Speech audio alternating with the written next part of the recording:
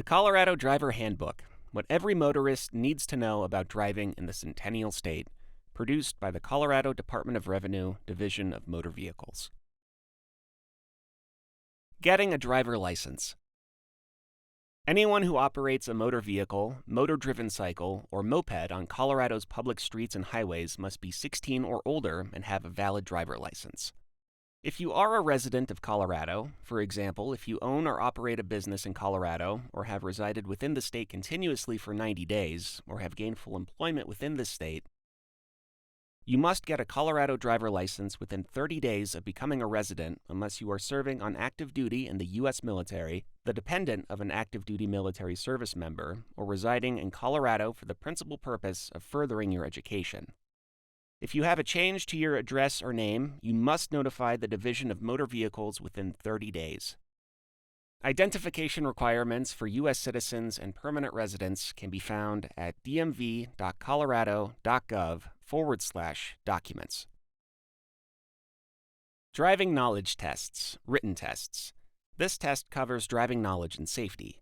The test questions cover the contents of this handbook, including road signs, driving under the influence, driving rules, safety rules, and legal items. Practice quizzes are available online and through the My Colorado app. Note: written tests are not given within 30 minutes of an office's scheduled closing time. Please plan your visit with this in mind. Name and address changes. You have 30 days to notify the DMV of a name or address change. Instruction permits. After passing a written test, you are eligible for an instruction permit. An instruction permit allows limited driving privileges for people learning to drive. When you are driving with an instruction permit, you must have a person who is 21 years or older who has a valid Colorado license in the front passenger seat. Driving skills test, drive test. This test covers practical driving skills and abilities. This is the most important part of the licensing process because it allows you to show that you can drive safely. You cannot schedule a drive test at a state driver license office at this time. However, this could change, and you are encouraged to visit the DMV website to see if we are currently offering drive tests. Some county-operated offices offer drive tests, so please refer to your county website for updated information on testing. Drive tests are primarily being given by certified commercial driving schools. A link to the current list of schools conducting drive tests can be found by visiting dmv.colorado.gov/driver education. When you take the drive test at a state-approved, certified commercial driving school, the school may provide a vehicle for you to drive, or it may require you to provide a vehicle that has current insurance and registration. Regardless of who provides the vehicle, the examiner will check the vehicle for safety, including brake lights, turn signals, seatbelts, the windshield, and tires. Examiners will also check whether the vehicle's doors and windows open from inside the automobile.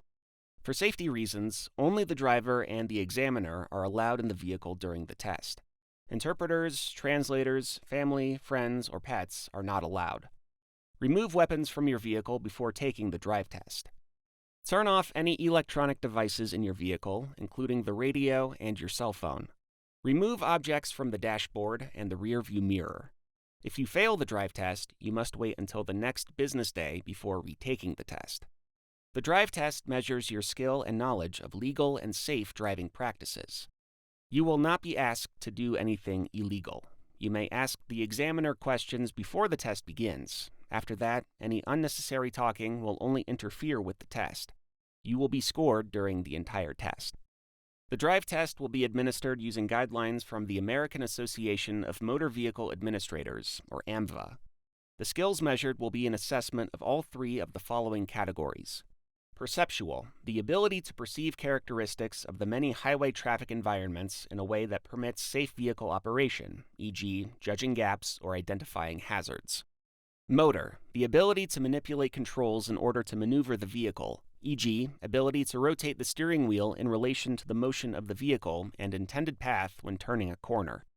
Attentional, the ability to focus and shift attention, e.g., to monitor traffic ahead and the side in a merge. Your drive test score will be based upon how well you perform the following maneuvers: left and right turns, stopping at intersections, through intersectionals, lane changes in traffic, general driving behavior, and merging into and leaving traffic. Specific maneuvers have grading factors that are associated with the performance requirements. These are lane selection, enter and exit traffic from the proper lane, approach intersections in the proper lane, and end the maneuver in the proper lane. Lane management, remain entirely within the turning lane, keep both hands on the wheel. Use approved method of steering control, hand over hand or push-pull-slide. Choose the correct portion of the lane for making your turn. When turning right, always turn from the rightmost portion of your lane, or, when turning left, always turn from the leftmost portion of your lane. After completing the turn, ensure the vehicle is centered in the appropriate lane. Start and finish the turn in the proper lane, and do not drive over lane markings or over curbs. Turn signals. Turn signal is turned on continuously 100 feet before turning or changing lanes in urban areas, and 200 feet before turning or changing lanes on 4-lane highways. Turn signal is canceled within 3 seconds of turning or changing lanes. Speed control. Smooth deceleration does not hold up traffic. Adjust speed to react to traffic or conditions, maintain steady speed during lane change, and approach the intersection at a speed that allows the turn to be made without stopping or braking during the turn. Stopping. Come to a complete stop. No forward motion of the vehicle. Do not encroach over the stop line and crosswalk. Keep the vehicle's wheels pointed straight ahead while stopped. Do not turn the wheels until beginning to make the turn and maintain an adequate distance between vehicles. If you can see the rear wheels of the vehicle in front of you, you are at an adequate distance. Acceleration. Accelerates smoothly without jerking, doesn't lull the engine, coast, impede traffic, or clash gears or stall the vehicle. Searching. Observes the traffic environment, looks over shoulder before changing lanes, uses mirrors, scans for traffic when approaching an intersection, looks left, right, left before entering intersections, looks behind after each turn.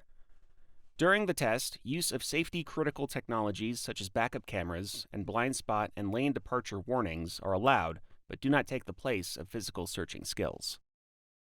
General driving behavior. Steering, braking, acceleration, searching, lane usage, and obeying all traffic laws, signs, and signals. Minor drivers. Minor instruction permits. Requirements to obtain and restrictions on an instruction permit vary by age. Affidavit of liability and guardianship.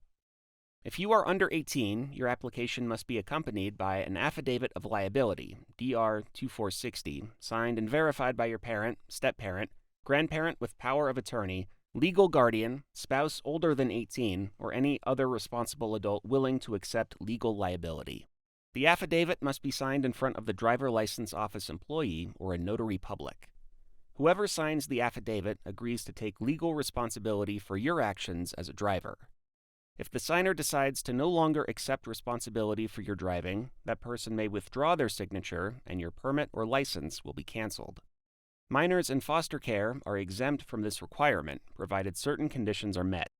Additional information can be found at dmv.colorado.gov/foster-children-driver-licenses.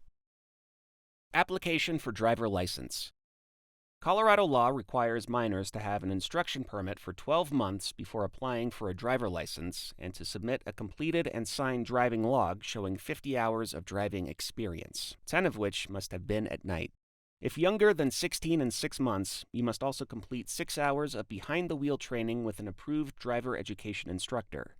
If there is not an approved driving school offering at least 20 hours of behind-the-wheel training per week within 30 miles of your residence, 12 additional hours of driving with your parent or guardian or alternate permit supervisor may be substituted for the 6 hours of behind-the-wheel training with a driver education instructor. If you live more than 30 miles from the nearest commercial driving school, you must bring a printed map of the route from your home to the driving school when you go to the driver license office. Passenger restrictions. When you are younger than 18, you have passenger restrictions based on how long you have had your driver license. For the first 6 months after your license is issued, you cannot have any passengers under 21 unless a parent or another licensed adult driver is in the vehicle. After 6 months, you may have one passenger younger than 21. Siblings and passengers with medical emergencies are exceptions. After 1 year, you may carry as many passengers as there are seatbelts in the vehicle. Curfew. For your first year as a licensed driver, driving between midnight and 5 a.m. is not allowed unless you are accompanied by an instructor, parent, or legal guardian. Exceptions include driving to and from school or work with a signed statement from school or work, medical emergencies, and emancipated minors. How you can lose your license. Having a driver license is a privilege. Protect that privilege by driving with care and consideration for others. Some examples of ways your driving privilege may be suspended, revoked, or canceled are meet or exceed the minimum point accumulation for suspension, are convicted of driving while under the influence of alcohol or drugs, refuse to be tested for alcohol or drug content, are convicted of failing to report a crash or leaving the scene of a crash without stopping, exchanging information, and rendering aid, fail to report a crash to the Division of Motor Vehicles according to the Financial Responsibility Law, give false information on your driver license application, fail to settle a judgment against you as a result of a crash while operating a vehicle, lend your license to someone else or misuse it, fail to appear for a re-examination requested by the Division of Motor Vehicles, are convicted of vehicular homicide as a result of a motor vehicle crash, fail to pay ordered child support, fail to provide valid evidence of insurance when requested by a law enforcement officer. Drivers are required to have proof of insurance while operating a vehicle, or are convicted of purchasing or possessing alcohol while you are younger than 21. Seatbelt laws. Colorado law requires a fastened seatbelt to be worn in all motor vehicles with a factory-equipped seatbelt system while in operation on public roadways by the driver, front seat passengers, and children under 16. The only exceptions are emergency personnel, passenger buses and school buses, farm equipment, the driver of delivery vans while on the job, or anyone carrying a written medical statement from a physician stating they are not physically or psychologically required to wear seatbelts. The Colorado Child Passenger Protection Law requires children to be properly fastened into an appropriate child restraint system. If a parent is not in the motor vehicle, it is the driver's responsibility to ensure that each child is properly fastened into one of the following: children less than 1 year old and weighing less than 20 pounds, properly secured in a rear-facing child restraint system in a rear seat of the vehicle. Children ages 1 to 4 and weighing 20 to 40 pounds, properly secured in a rear-facing or forward-facing child restraint system. Children up to 8 years old, properly secured in a child restraint system, such as a booster seat, according to the manufacturer's instructions. And children between 8 and 15 years old, properly restrained in a seatbelt or child restraint system according to the manufacturer's instructions. Passengers in motor vehicles driven by anyone younger than 18 must be properly restrained or wear seatbelts. The number of passengers in vehicles driven by persons younger than 18 must not exceed the number of seatbelts. Driving under the influence. Driving while impaired by alcohol, other drugs, or drug combinations is one of the greatest factors in roadway crashes and fatalities. Every year, tens of thousands of people are killed by impaired drivers, but the facts and statistics do not tell the whole story.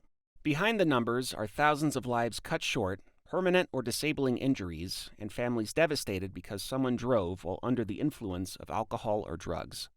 When you drive while impaired, safe driving is not possible, and you are more likely to take risks such as speeding or turning abruptly. Alcohol is a depressant drug that reduces brain function, which impairs thinking, reasoning, and muscle coordination. Depressants may slow reflexes and reaction times while reducing your ability to make the decisions necessary to safely operate a motor vehicle. As the amount of drugs in your body increases, your judgment worsens and skills decrease. It is unlawful for someone to either possess an open container of alcohol or possess an open container of marijuana while in the passenger area of a motor vehicle that is on a public road. A driver may be convicted of either DWAI, driving while ability is impaired, or DUI, driving under the influence, depending on the level of the driver's mental or physical impairment. DWAI means the driver is impaired to the slightest degree. DUI means the driver is substantially incapable of safe driving. Impaired driving convictions are not proven only by the driver's blood alcohol concentration, BAC, but by the impaired driving behavior and a totality of circumstance. This is usually documented by the driver's operation of the vehicle and/or observed impairment during the law enforcement officer's contact with the driver and the driver's performance on the standardized field sobriety tests. A driver may also be convicted of DUI per se if the driver's BAC is greater than 0.08%. Licenses may be revoked if the driver refuses a toxicology test set forth in Colorado statute or based on a BAC over .08 or over .02 if the driver is under 21 or over .04 for a CDL driver. Alcohol in the body affects people differently, even if they have consumed the same amount of alcohol over the same time period. A person's BAC depends on several factors: the amount of alcohol consumed, body weight, the period of time in which the alcohol was consumed, the amount of time since the last drink was consumed, and the person's sex. It does not make a difference whether a drink is beer, wine, or liquor. Standard servings of each contain about the same amount of alcohol. A standard drink is defined as 12 ounces of beer, 5 ounces of wine, or 1.5 ounces of distilled spirits, all of which contain the same amount of alcohol. Once alcohol is in the bloodstream, only the passage of time will make a person sober as the body eliminates it through normal bodily processes. On average, a person's BAC will drop by 0.015% per hour. Driving under the influence while younger than 21.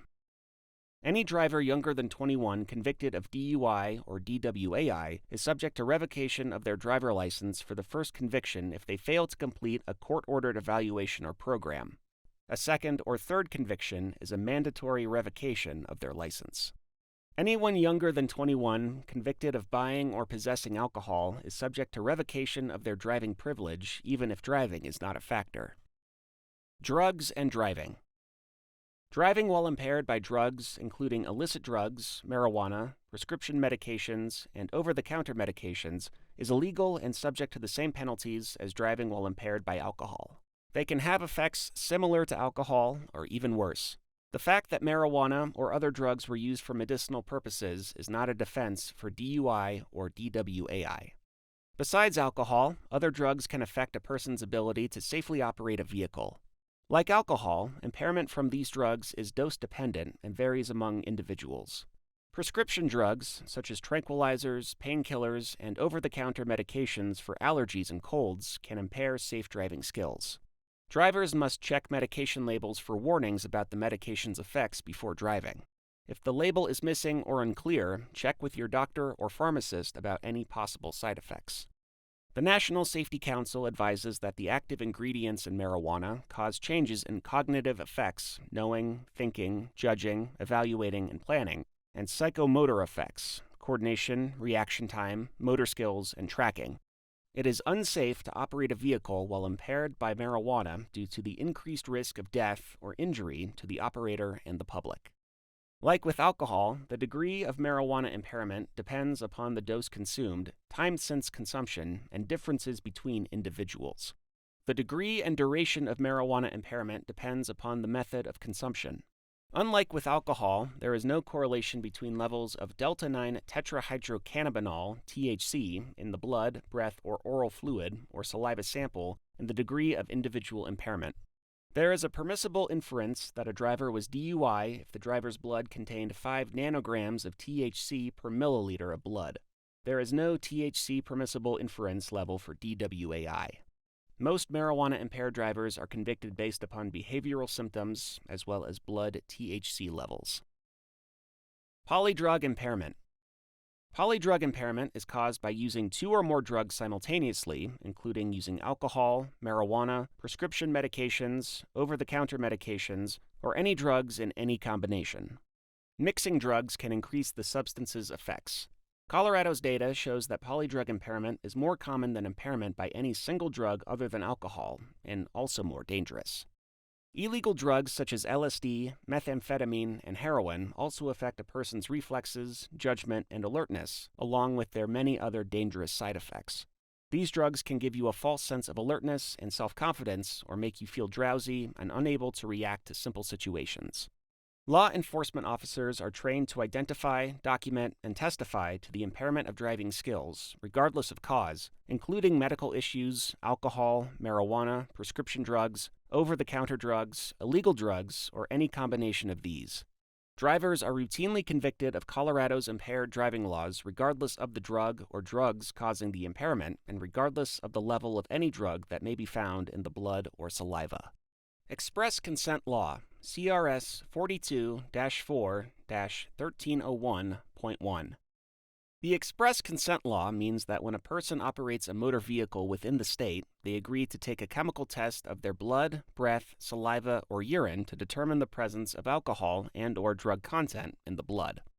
If a law enforcement officer suspects that a person is driving while impaired or under the influence of alcohol and/or drugs, the law enforcement officer can require you to take a chemical test of your blood, breath, saliva, or urine. If a person refuses to take the test or does not comply with the testing procedure, their driver license will be revoked for 1 year and they will be required to install an interlock device on any motor vehicle they drive for 2 years. If other suspensions or revocations come about from this same incident, they will be added on to the end of the revocation consecutively. Because driving under the influence is so dangerous, the penalties for alcohol or drug-related violations are very tough and can include jail, fines, and suspension of driving privileges. Colorado law does not allow a person to plea bargain out of an alcohol or drug-related driving offense. The only sure way to avoid the consequences is to not use alcohol or drugs at all while driving. Before you drive. Being a safe driver depends on being able to see clearly, not being overly tired, not driving under the influence of alcohol or drugs, being generally healthy, and being mentally and emotionally fit to drive. There are many environmental sights and sounds to be aware of while driving, such as weather, time of the day, lighting conditions, honking, sirens, screeching tires, people shouting, etc. Using all of your available senses to assist you with alertness and awareness of one's surroundings can help warn you of danger. Vision. Good vision is a must for safe driving. You drive based on what you see. If you cannot see clearly without corrective lenses, you may have trouble identifying traffic and road conditions, spotting potential hazards, recognizing smaller road users like pedestrians or bicyclists, and reacting in a timely manner. It is important to have your eyes checked every year or two by an eye specialist. If you have a corrective lens restriction on your license, you need to wear glasses or contact lenses while driving. Hearing. While your hearing levels can be helpful to alert you to your surroundings, it must be noted the ability to hear or not does not guarantee you will hear environmental sounds. Music may be playing, passengers may be talking, and/or the car may be so well insulated to the outside world that environmental sounds are muted. It is also common for people to experience declines in their hearing levels as they age and/or due to exposure to loud noises. These declines can happen so slowly that a person may not immediately notice an issue.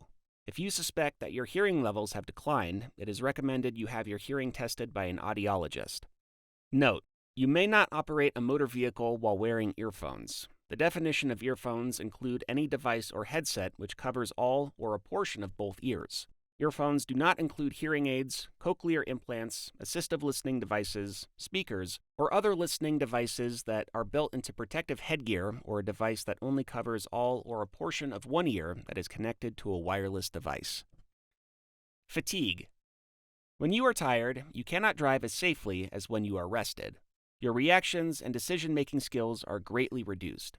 Break long driving periods into 2-hour segments. If you become drowsy, pull off the road and rest. Health. Many health problems, such as a bad cold, infection, or a virus, can affect your driving. Even little problems, such as a stiff neck, cough, or sore leg, can affect your driving. Some conditions, such as epilepsy, diabetes, and heart conditions, can pose risks that make it unsafe to drive a vehicle. Check with your doctor if you think your health condition could affect your driving. Emotions. Emotions can greatly affect safe driving. You may not drive well if you are overly worried, excited, afraid, or angry. Do not give in to road rage. Distractions. Distractions are the leading cause of driver error. A distraction is anything that takes away your attention, even momentarily, from the task of driving. Driving requires your full attention. Before beginning a trip, adjust your seat, mirrors, radio, temperature, and secure any loose objects in the car. Be sure everyone in the vehicle, particularly children, are wearing age-appropriate restraint devices. Do not allow yourself to become distracted by your cell phone, conversations with passengers, children, or rubbernecking, staring at something of interest. Safely pull over to address distracting or urgent situations. Vehicle. The vehicle you drive impacts your ability to drive safely. Motorists are responsible to ensure the vehicles they drive are safe to operate. A vehicle in poor operating condition is unsafe, costs more to drive, and can cause an emergency situation, such as a breakdown or wreck. It can also result in a citation from law enforcement. Follow your vehicle owner's manual for routine maintenance. A few simple checks will prevent trouble on the road and ensure your vehicle complies with Colorado motor vehicle laws. Braking system. If the brakes do not seem to be working properly, have a mechanic check them immediately. Lights. Make sure turn signals, brake lights, tail lights, and headlights are operating properly. Windshield and wipers. Get your windshield replaced if the glass is damaged because damaged glass can break easily or obstruct vision.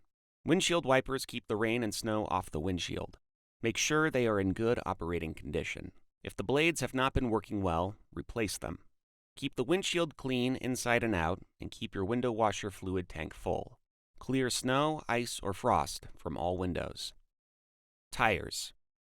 Worn or bald tires can increase your stopping distance, make turning more difficult, can cause hydroplaning when the road is wet, and increase the chance of having a flat tire. Unbalanced wheels and low tire pressure increase tire wear, reduce fuel economy, and make the vehicle harder to steer and stop. If the vehicle bounces, the steering wheel shakes, or the vehicle pulls to one side, have a mechanic check your tires. Steering system. If the vehicle is hard to turn, have the steering checked by a mechanic. Suspension system. If the vehicle bounces excessively, keeps bouncing after a bump or after you stop, you may need new shocks or other suspension parts. Have a mechanic check it out. Exhaust system. Fumes from a leaky exhaust system can cause death in a very short time. Never run the motor in your garage or sit in the car with the motor running without opening a window. Most exhaust problems are easily heard. Have them repaired. Engine. A poorly tuned engine can lose power needed for normal driving and emergencies, may not start, get poor fuel economy, pollute the air, and could stall on you when you are on the road, causing problems for you and other traffic. Horn. The horn should be checked regularly. Mirrors. Adjust your rear view mirror and side mirrors before you begin to drive. To adjust the driver's side mirror, place your head against the left side window and set the mirror so you can barely see the side of the car and the right side of the mirror. To adjust the passenger side mirror, position your head so that it is centered under the inside rear view mirror or just above the center console. Set the mirror so you can just see the side of the car and the left side of the mirror. Loose objects. Make sure there are no objects on the rear shelf or back seat that could injure someone during a sudden stop or crash. Ensure there are no objects on the floor that could roll under the brake pedal or accelerator and interfere with your safe driving. Headrests. They should be adjusted so the head restraint touches the back of your head. Basic driving. Starting the engine. How you start your vehicle will depend on its make and model. Check the vehicle owner's manual for how to start the vehicle. No matter your make and model, your right foot should be on the brake before starting the vehicle. Check indicator lights and gauges to be sure your vehicle does not need maintenance. Moving the vehicle. Look for a safe path and check for traffic or pedestrians to the sides and behind. Signal, and if safe, press the accelerator gently with the ball of your foot on the pedal and the heel of your foot on the floor. Stopping the vehicle. Check your mirrors for traffic to the rear of your vehicle. Move your foot from the accelerator to the brake pedal. With steady pressure, press until your vehicle comes to a stop. Steering. The steering wheel is always turned in the direction you want the vehicle to move, whether moving forward or in reverse.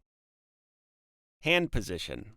You have better vehicle control when you place both hands on the outside of the steering wheel, on opposite sides, at the 3 and 9 o'clock positions or the 4 and 8 o'clock positions. Your grip on the steering wheel should be firm but gentle. Use your fingers instead of the palms of your hands and keep your thumbs up along the face of the steering wheel. Never grip the inside of the steering wheel when turning it. Backing up. To safely back up your vehicle, you should check behind your vehicle before you get in. Children and small objects cannot be seen from the driver's seat. Place your foot on the brake and shift to reverse. Grasp the steering wheel with the 12 o'clock position with your left hand. Place your right arm on the back of the passenger seat and look directly over your shoulder through the rear window. Use your mirrors for backing up, but keep in mind these mirrors do not show the area immediately behind your vehicle. If you have a rear view camera, use it in addition to checking over your shoulder and using your mirrors. Accelerate gently, smoothly, and slowly. Steer slightly in the direction the rear of the vehicle should move. If backing up while turning, make quick checks to the front and sides. Continue looking to the rear until coming to a complete stop. Traffic controls. Traffic controls include traffic signals, traffic signs, and pavement markings. Traffic control also can be provided by law enforcement, highway personnel, or school crossing guards. You must obey direction from these persons. Traffic signals. Traffic signals are lights that tell you when or where to stop and go. Traffic lights are usually at intersections and are, from top to bottom, red, yellow, and green.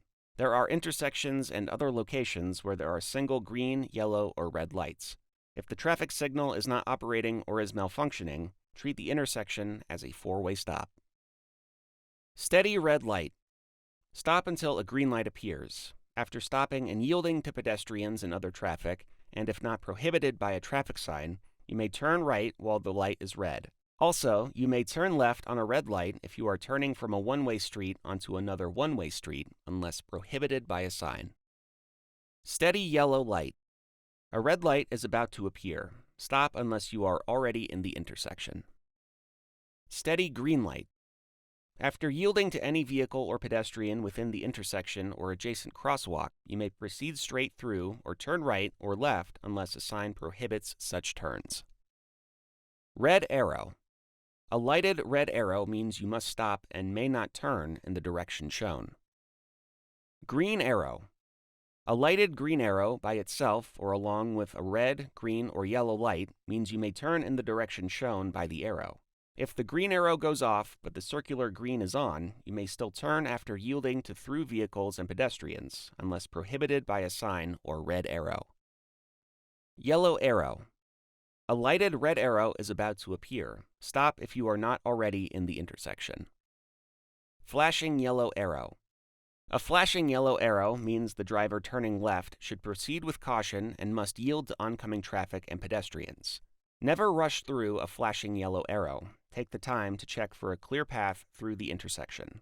The signal will then switch to a solid yellow, telling the driver the light is about to turn red and to not enter the intersection if they can stop safely. Finally, the signal will turn red, which means the driver must stop. Flashing red light. A flashing red light means the same as a stop sign. Stop, then go, only after yielding to pedestrians and other traffic. Flashing yellow light. A flashing yellow light is a warning of a hazard. Slow down and proceed with caution. Hawk signals, high-intensity activated crosswalks. Hawk signals are traffic signals that allow pedestrians to cross the road safely. Hawk signals operate in a yellow-red flashing sequence to alert motorists that pedestrians need to cross the road. Traffic signs. Traffic signs tell you about traffic rules, hazards, and your current location. They can also give directions and help you to locate services. The shapes and colors of these signs indicate the type of information they provide. Regulatory signs. These signs tell you of laws and regulations that apply at a location. They are black or red on a white background. Failure to obey these signs is a traffic violation. Speed limit signs. These signs show the maximum or minimum speed that is allowed. The maximum limits are for ideal conditions, and you must reduce your speed when conditions require it. Stop signs. These signs mean you must come to a complete stop. You must stop at a clearly marked stop line, but if none, before entering the crosswalk on the near side of the intersection, or if none, then at the point nearest the intersecting roadway where the driver has a view approaching traffic. Yield signs. These signs indicate you must slow or stop to yield to all pedestrians and any vehicle with right-of-way. Do not enter or wrong way signs. These signs warn and redirect drivers who are heading the wrong way on streets or freeway ramps. Do not proceed past one of these signs. One-way signs. These signs indicate you may only travel in the direction indicated by the sign's arrow. Lane control signs. These signs give direction and information about where you can turn and often use an arrow symbol. The signs are along the sides of the road or hang over the road. Sometimes arrows may be painted on the road. Prohibited signs. These signs indicate you cannot do something. For example, no U-turn or no left turn. Warning signs. These signs are yellow or fluorescent green with black symbols. School zone, curves, slippery surfaces, merging traffic, or pedestrian-dense areas. For instance, a merging traffic sign warns of vehicles entering from a side street. Advisory speed signs. These cautionary signs show the safe speed around curves, corners, and off-ramps in ideal conditions. Railroad crossings. These signs show information about railroad crossings and can be a variety of shapes. Never try to beat a train across the tracks. Never start to cross the tracks until there is enough room for your vehicle to clear the tracks on the other side. Do not shift gears when crossing the railroad tracks in case your vehicle stalls. Railroad Emergency Notification System, ENS signs. These blue signs are at every highway rail grade crossing and provide the public with a telephone number to report problems or emergencies at these railroad locations. Directly below the dispatch number on the ENS sign is a Department of Transportation number that identifies the exact location of the crossing in question. Work zone signs. These signs have an orange background with black letters or symbols. They are used with other traffic control devices or flag persons to help direct traffic safely through work areas and to protect roadway workers. Guide signs. These signs have a green background and provide directional and mileage information to specific destinations. Service/recreation signs.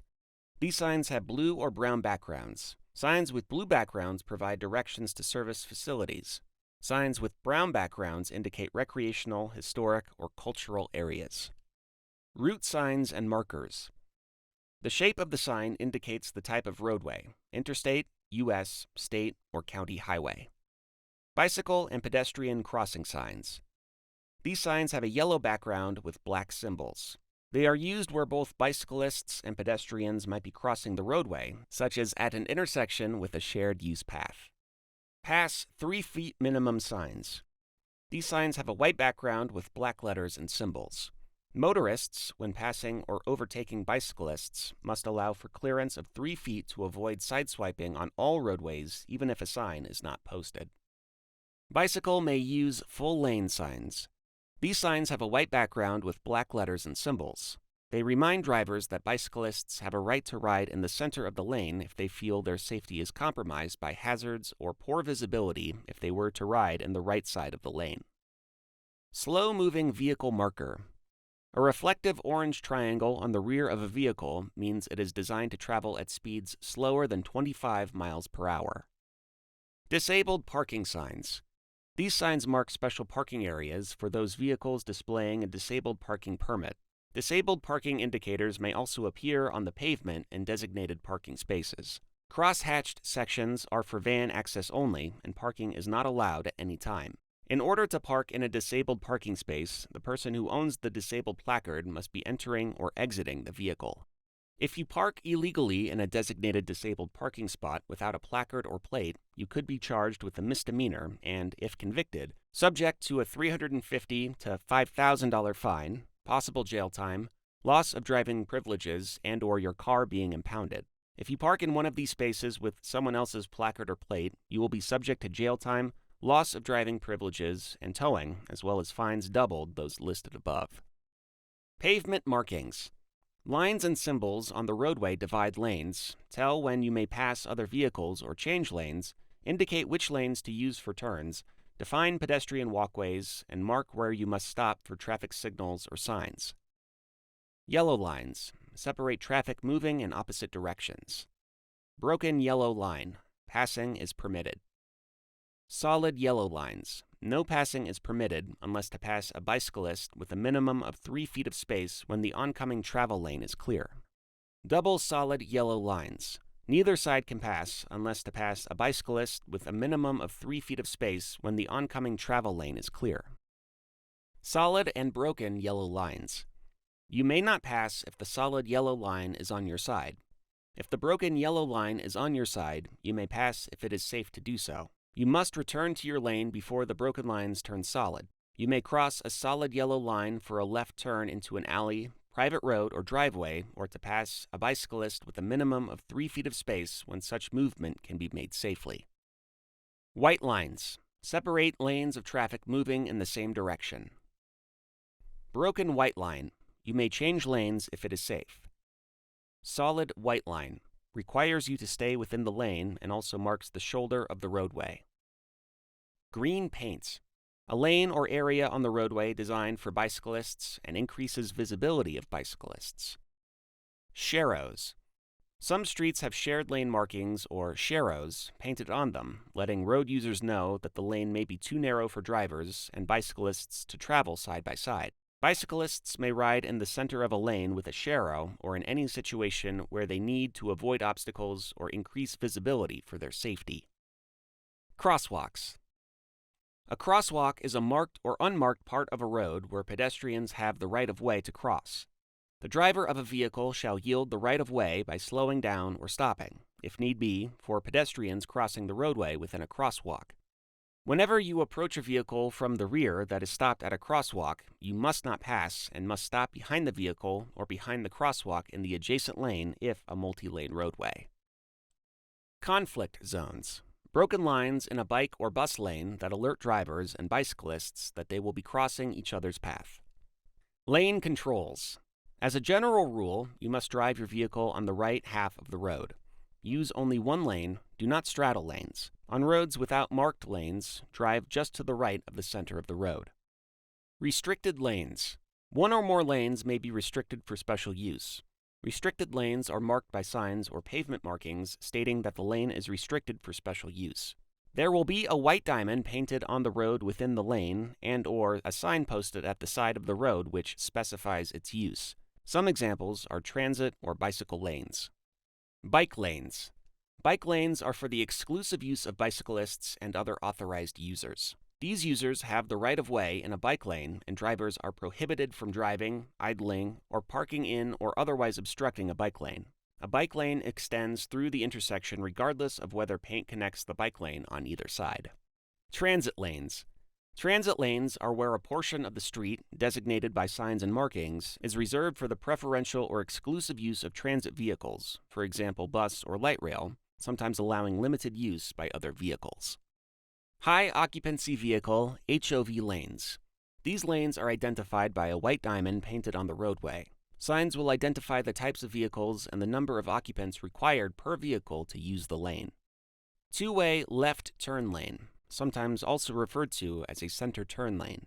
This lane is for the exclusive use of left-turning vehicles and may be used by drivers making a left turn in either direction. It shall not be used for passing or travel by a driver except to make a left turn. You may stop in this lane until it is safe to complete the turn. When a street has a shared center turn lane, you may not turn left from any other lane, and you may not drive in this lane. Unmarked lane. When there are no signs or pavement markings to control the use of lanes, drive just to the right of the center of the road. Do not drive on the shoulder of the road. The same rules for passing and turning on marked roads apply with unmarked roads. Roundabout lane. A roundabout or traffic circle is a circular intersection. Vehicles travel to the right around a raised center island while entering traffic yields the right-of-way to circulating traffic. When you approach the roundabout, read signs and roadway markers to help you navigate. Before entering the roundabout, you must yield to approaching traffic on the left. Do not stop completely unless exiting traffic prevents you from merging. Check crosswalks for any pedestrians. Yield to any pedestrians waiting to cross. As you enter or leave a roundabout, you must yield to pedestrians or bicyclists in any crosswalk and to any traffic already inside the roundabout. Drive to the right and watch for directional signs and signals. Once you are clear to proceed, merge into the roundabout lane. To alert traffic of your intentions, please use your turn signals when changing lanes and exiting the roundabout. Reversible lanes. Some travel lanes are designed to carry traffic in one direction at certain times and in the opposite direction at other times.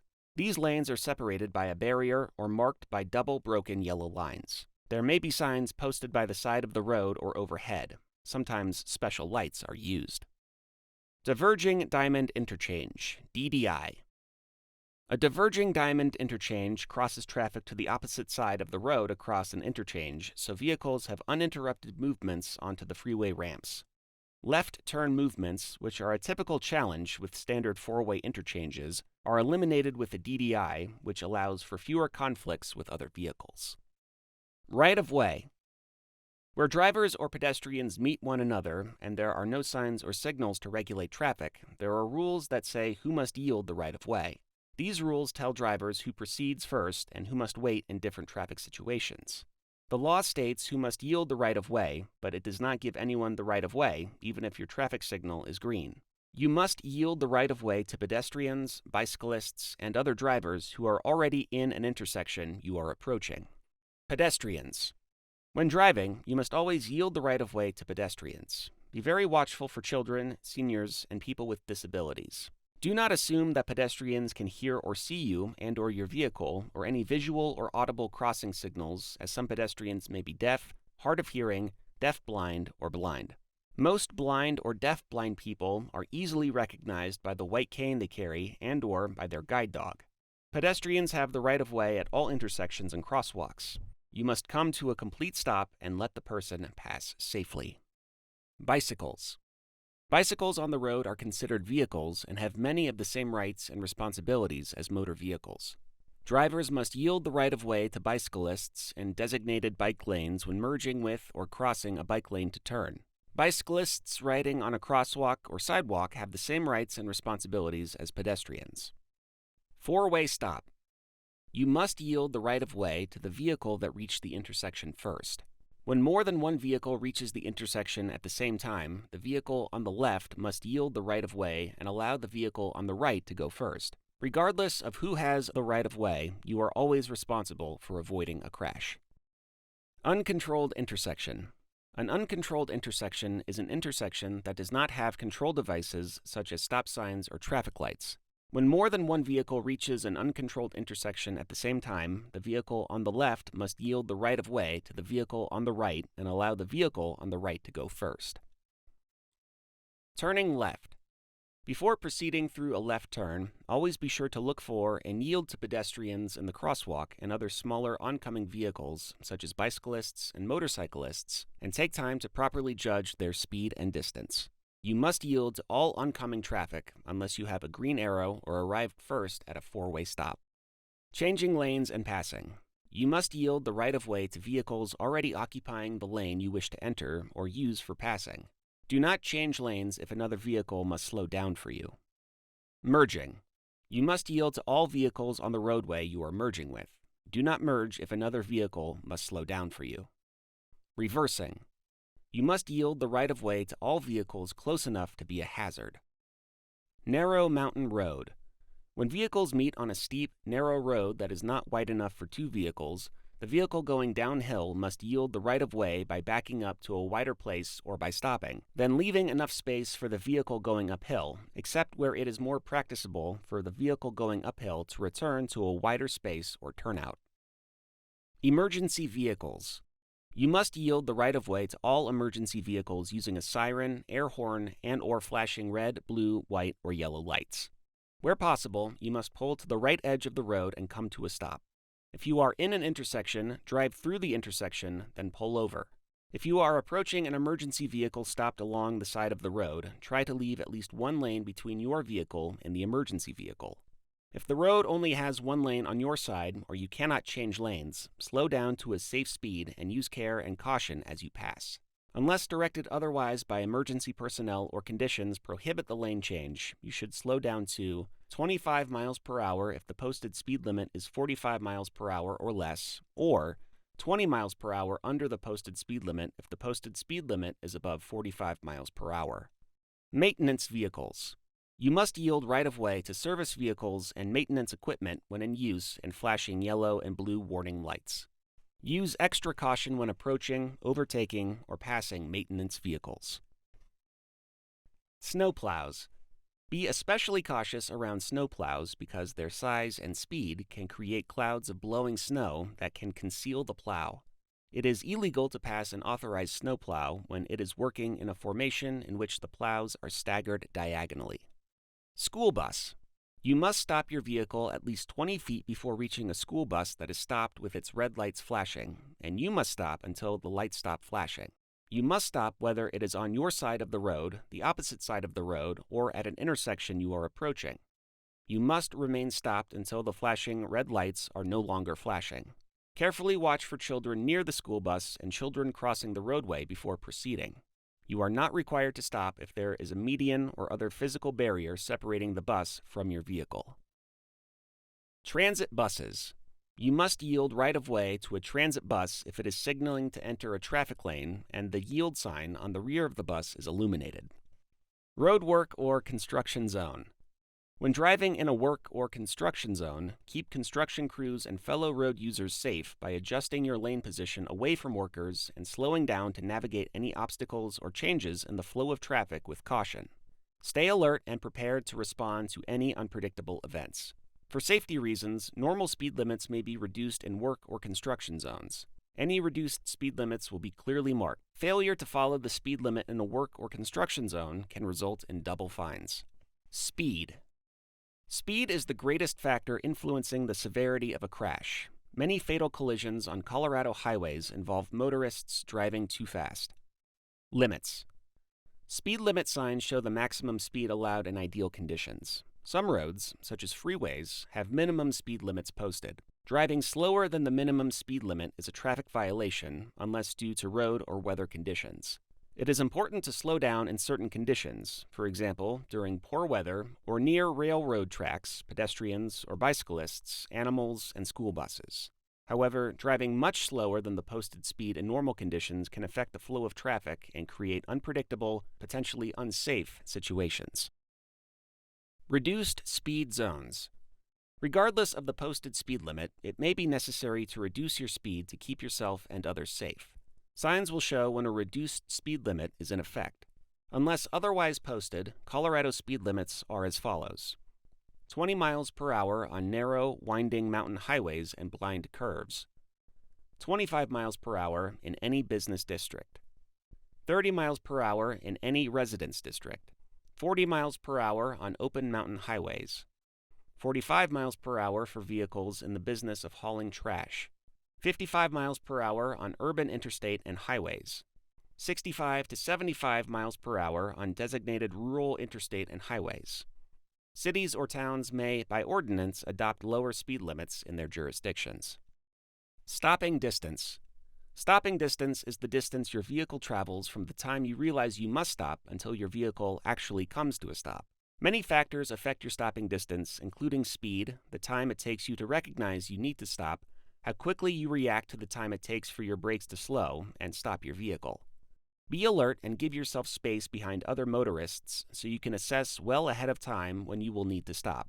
By slowing down or changing lanes, you may not have to stop at all, and if you do, it can be a more gradual and safer stop. Stopping suddenly is dangerous and is often the result of a driver who is not paying attention or trailing another motorist too closely. If you brake too quickly, you could skid, lose control of your vehicle, and/or make it difficult for drivers behind you to stop without hitting you. According to the National Safety Council, a lightweight passenger car traveling 55 miles per hour can stop in about 200 feet. Other vehicles require different stopping distances. Turning.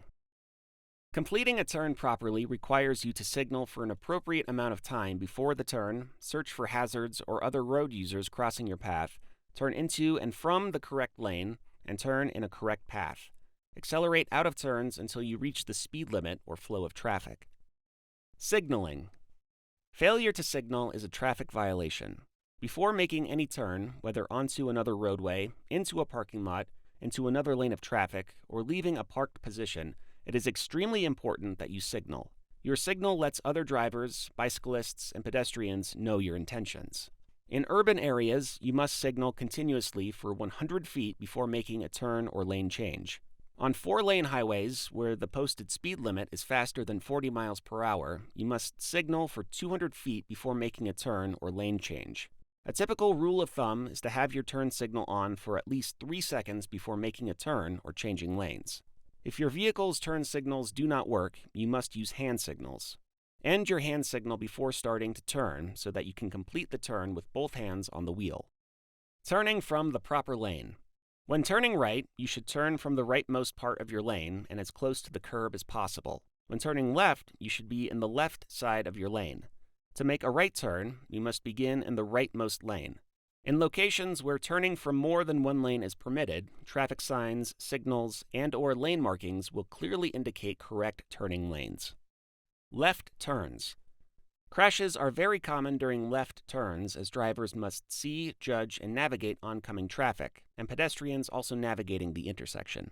When turning left, you should wait at the stop line or crosswalk until there is enough of a gap in oncoming traffic large enough to allow you to complete your turn safely. Always look for pedestrians and other smaller oncoming vehicles, such as bicyclists and motorcyclists, and take time to properly judge their speed and distance before turning left. Pulling into the intersection while waiting to turn left blocks the intersection for emergency vehicles, limits visibility for oncoming traffic, and puts you in a position to get in a collision if the light changes and oncoming traffic runs the red light while you turn. Never turn the front wheels toward the left while you are waiting to turn. If you are rear-ended, you would be pushed into oncoming traffic. U-turns. A U-turn is a turn made in a U-shape so as to face the opposite direction on the same roadway. U-turns are forbidden unless they can be made without endangering other motorists and their passengers, and are not allowed in locations marked by no U-turn signs. If you cannot safely make a U-turn, continue to the next street or turn around area. Never try to make a sudden U-turn in front of traffic traveling in either direction. Two-point turnabout. In this type of turn, a street alley or driveway is used to reverse the direction you are traveling when it is not practical or possible to drive around a block. Reverse two-point turnabout. Signal your intention to turn right. Stop and check traffic to the sides and rear of your vehicle. Move back until the rear bumper of your vehicle reaches the near edge of the driveway. While backing slowly, steer rapidly all the way to the right. As your vehicle centers in the driveway, straighten the wheels and stop. Shift to drive and check in both directions. If clear, signal and turn left into the proper lane and accelerate. Forward two-point turnabout. Check your mirrors and signal your intention to turn left.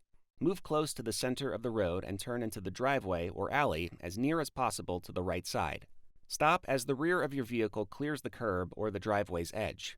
Check in all directions for traffic, signal a right turn, and shift to reverse. When clear, move back slowly while turning the steering wheel quickly all the way to the right. As your vehicle centers in the nearest lane, straighten the wheels and stop. Then shift to drive, cancel the right signal, and move forward. Three-point turnabout. This type of turnabout is used to reverse direction on a roadway that is too narrow to allow completion of a U-turn and where there is no way to go around the block or utilize a two-point turn.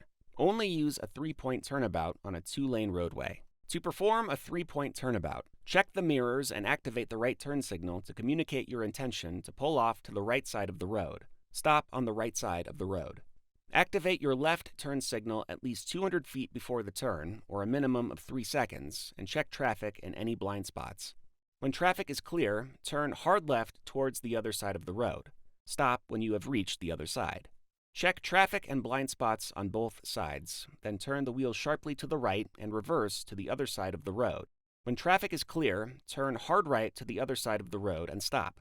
Place your vehicle in drive, activate the left turn signal, and check traffic and blind spots. When traffic is clear, turn sharply to the left and drive forward into the right lane of traffic, heading in the new direction. Make sure your turn signal has canceled. Continue driving straight in the new direction. Parking. Leave the vehicle in park if it has an automatic transmission. If it's a standard transmission, leave the vehicle in low gear when it's headed uphill and reverse gear when headed downhill. Set the emergency brake and remember to remove the ignition key when leaving the vehicle. There are several locations where you cannot park a vehicle. These include on a crosswalk, sidewalk, bridge, elevated structure, railroad tracks, or any controlled access highway, within 30 feet of a traffic signal, stop sign, railroad crossing, or within 15 feet of a fire hydrant, within an intersection, tunnel, runaway truck ramp, on or off ramp, or blocking a driveway, or in a bike lane. Parallel parking. Stop even with the vehicle ahead. Turn the wheel sharply right and back slowly toward the vehicle behind. When clear of the vehicle ahead, turn the wheel sharply to the left and back slowly toward the vehicle behind. Turn the wheel sharply right and pull toward the curb in the center of the parking space. To pull away from a parallel parked position, activate your signal, check your mirrors and blind spots, and pull away when safe. Where parallel parking is permitted, your vehicle must be within 12 inches of the curb or as close as possible to the outside edge of the shoulder so traffic will not be blocked or slowed. Downhill. When you stop your vehicle while headed downhill, turn your front wheels toward the curb. Let your vehicle roll slowly until the front tire rests against the curb, using it as a block. Uphill. When headed uphill where there is a curb, turn the front wheels away from the curb and let your vehicle roll backwards slowly until the rear part of the front wheels rests against the curb, using it as a block. No curb. When heading uphill without a curb, turn your front wheels to the right so that if your vehicle moves, it will roll off the highway, not into the roadway. When headed downhill with no curb, also turn your wheels to the right. Freeway driving. High-speed roadways such as freeways can be dangerous due to the speeds at which people are driving. It's important to be aware of your surroundings at all times when driving, especially on freeways. Entering the freeway. High-speed roadways generally have acceleration ramps so you can build up speed. When entering a freeway from an on-ramp, try to increase your speed to match freeway traffic. Before entering a highway from a side entrance ramp, signal properly, look for an opening in traffic, accelerate to the speed of traffic, and merge into traffic when it is safe. Do not merge into traffic until the solid white line has ended. Do not stop in the acceleration lane unless absolutely necessary. Remember, you must yield the right-of-way to freeway traffic. Some freeway entrance ramps have traffic signals which make merging easier and improves traffic flow. On metered ramps, you must stop and wait to be released on a green light to enter the freeway. Freeway driving. Freeway driving is different from driving on a regular street or a highway, mainly because it is designed to move a greater volume of traffic at faster speeds. It is important to be aware of your surroundings at all times. Drive in the rightmost lane when you are driving slower than the normal speed. The passing lane, the leftmost lane, is reserved for passing vehicles in non-passing lanes, left turns, and conditions where the traffic volume does not allow merging into non-passing lanes. Move over, if it is safe to do so, when approaching a merge area to make room for vehicles entering the freeway. Observe traffic ahead of, around, and behind you. Be aware of vehicles traveling in your blind spots. Plan ahead, use directional and guidance signs. Signal at least 200 feet before you change lanes. Avoid frequent lane changes. Do not drive across, over, or within any median or island. Leaving the freeway. When exiting the freeway, use the deceleration lane, which is designed to allow you to slow down before reaching the exit ramp. Activate your turn signal 200 feet before the beginning of the deceleration lane. Maintain your speed until you enter the deceleration lane, then slow down to the speed advised for the exit ramp. Remember these important tips when exiting a freeway. Keep your speed consistent with the flow of traffic while on the freeway. Do not exit at the last second. Slow down after turning into the deceleration lane and do not exceed the posted speed limit for the exit ramp. Changing lanes. Changing lanes includes changing from one lane to another, passing another vehicle, merging onto a roadway from an entrance ramp, and entering the roadway from the curb or shoulder. You must check for hazards or vehicles in the lane you want to enter. This means you must check for traffic ahead, to the side, and behind your vehicle before you change lanes. Be aware of any blind spots, which are areas you cannot see in your rear view or side view mirrors and are located slightly to the sides and the rear of your vehicle. When changing lanes, you should activate your turn signal. Leave it active for a minimum of 3 seconds or 200 feet before leaving your lane. Check for possible hazards or vehicles in the lane you want to enter. Check traffic ahead. Use your mirrors to check for traffic behind your vehicle. Look over your shoulder to check your blind spot, which is the area slightly to the rear and side of your vehicle that you cannot see in your mirrors. When it is safe, move into the new lane. After you are centered in the new lane, check the mirror for traffic behind you. Deactivate your turn signal within 3 seconds of completing the lane change. Passing. Signs and road markings indicate areas where you are and are not allowed to pass another vehicle. Typically, you should pass on the left. You are only allowed to pass on the right on one-way streets and on roadways with 2 or more lanes of travel in each direction. You are not allowed to pass another vehicle by driving off of the pavement or on the shoulder of a roadway. Before deciding to pass another vehicle, including bicyclists, judge whether you have enough time and room to pass safely by observing the traffic ahead, beside, and behind you. If you have enough time and space to pass, begin by making a lane change, as described previously. Accelerate past the vehicle you wish to pass. When you can see both headlights of the vehicle you passed in the rearview mirror, change one lane to get back into your previous lane. If passing a bicyclist, you must have a minimum of 3 feet of space between the outermost part of your vehicle, including any projections such as mirrors or trailers, and the bicyclist. You can briefly cross a solid yellow line when there is no oncoming traffic and you have a clear view ahead. Be aware of wind blasts that can knock a bicyclist off of their bike and safely pass by giving them more space on rural roadways when operating a large vehicle or driving in windy conditions. Do not count on being able to pass several vehicles at once. To be safe, only pass one vehicle at a time. Do not pass if you cannot safely return to the right-hand side before coming within 200 feet of an oncoming vehicle, including a bicyclist in the oncoming lane or shoulder. If you cannot safely return to the right-hand side before a solid yellow line begins. On a curve or hill where your view is obstructed. Within 100 feet of an intersection or railroad crossing. Within 100 feet of any bridge, viaduct, or tunnel when your view is obstructed. A bicyclist, unless you can allow a minimum 3-foot buffer zone between the bicyclist and your vehicle, including any projections such as mirrors. If passing a bicyclist, you may briefly cross a solid yellow line when there is no oncoming traffic and you have a clear view ahead. Please note, the following behaviors are illegal when passing. Pass in any marked no passing zones. Exceed the posted speed limit when passing. Pass a school bus with flashing red lights and its stop arm extended. Pass within 100 feet of any intersection. Pass within 100 feet of any railroad crossing. Pass on any hill, curve, or bridge where vision is obstructed. Hills and curves. Hills and curves can hide obstructions in the road, even on familiar roads. Be prepared to stop when approaching a curve or hill that obscures your view of the road. If you cannot see over the top of a hill, slow down to an appropriate speed until you crest the hill and regain sight of the roadway. Always slow down before entering a curve. If you go through a curve too fast, your tires will not be able to grip the road and your vehicle will skid. Begin your acceleration only after reaching the middle of the curve. Night driving. Driving between dawn and dusk can be more hazardous than driving during the day. This is due to limited visibility, the limited area illuminated by your headlights, and the blinding effect of headlights with fog lights.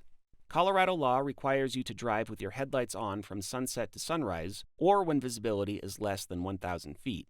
One way to reduce risk is to drive with your low beam or daylight running lights on at all times. Any vehicle parked alongside the roadway, whether attended or not, must have parking lights turned on from sunset to sunrise, or whenever visibility is less than 1,000 feet. Do not drive with only your parking lights on. Tips for driving at night. Use your high beam lights when driving in rural areas and on open highways away from urban and metropolitan areas. If you are driving with your high beam lights on or your low beam lights with fog lights on, you must dim them before coming within 500 feet of any oncoming vehicle so the oncoming driver is not blinded by the glare. When following another vehicle, you must use your low beam lights with your fog lights off if you are within 200 feet of the vehicle ahead of you. Never look directly into an approaching car's headlights. As the vehicle draws near, drop your sight below the glare and use the painted edge lines to guide your vehicle. Lift your gaze back up when you have passed the oncoming vehicle. Use your low beam lights and/or fog lights when driving through fog at night for better visibility. Using high beam lights in these conditions is like shining your lights on a mirror. Increase your following distance when driving at night or on unfamiliar roads. Be alert to vehicles, including bicyclists, traveling after sunset without their lights on. Slow down and stay alert in poorly lit areas where vehicles, pedestrians, bicyclists, or animals might be traveling. Look for the single front light of bicyclists and motorcyclists traveling at night. Weather.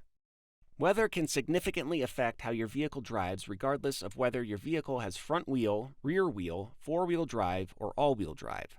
In weather conditions such as rain, fog, ice, high winds, and dust, the two most important actions you can take are to slow your speed and increase your following distance. Some additional inclement weather driving tips include: use your headlights if visibility is poor. If the highway is wet or icy, do not use cruise control. Do not drive through large bodies of standing water on the road. If you see a flooded roadway, find another route to get to your destination.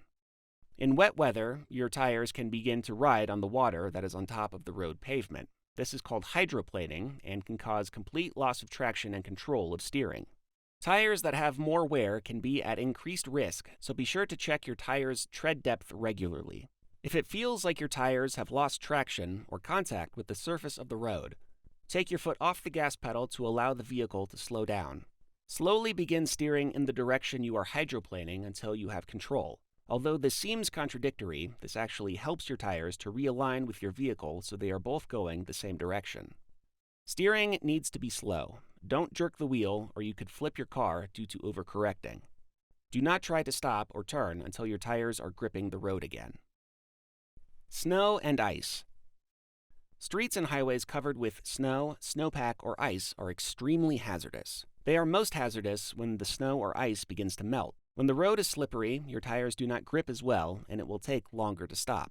Overpasses, bridges, shaded areas, and snowpacked portions of the road can be icy even when other pavement is not. If you lose traction, take your foot off both the brake and the accelerator pedal, and then turn the front wheels in the direction you want the car to go. Drivers should be extra careful when approaching or passing a snowplow or other snow removal equipment that has flashing yellow lights and is clearing snow.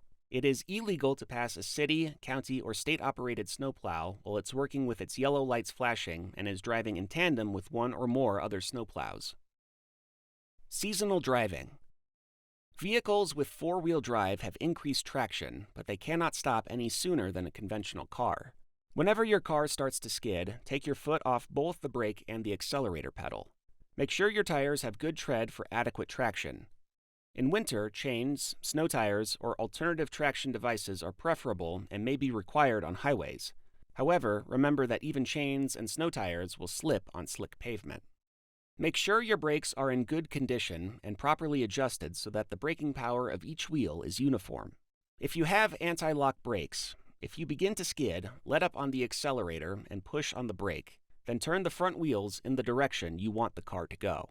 If you don't have anti-lock, use threshold braking when skidding or in slippery conditions.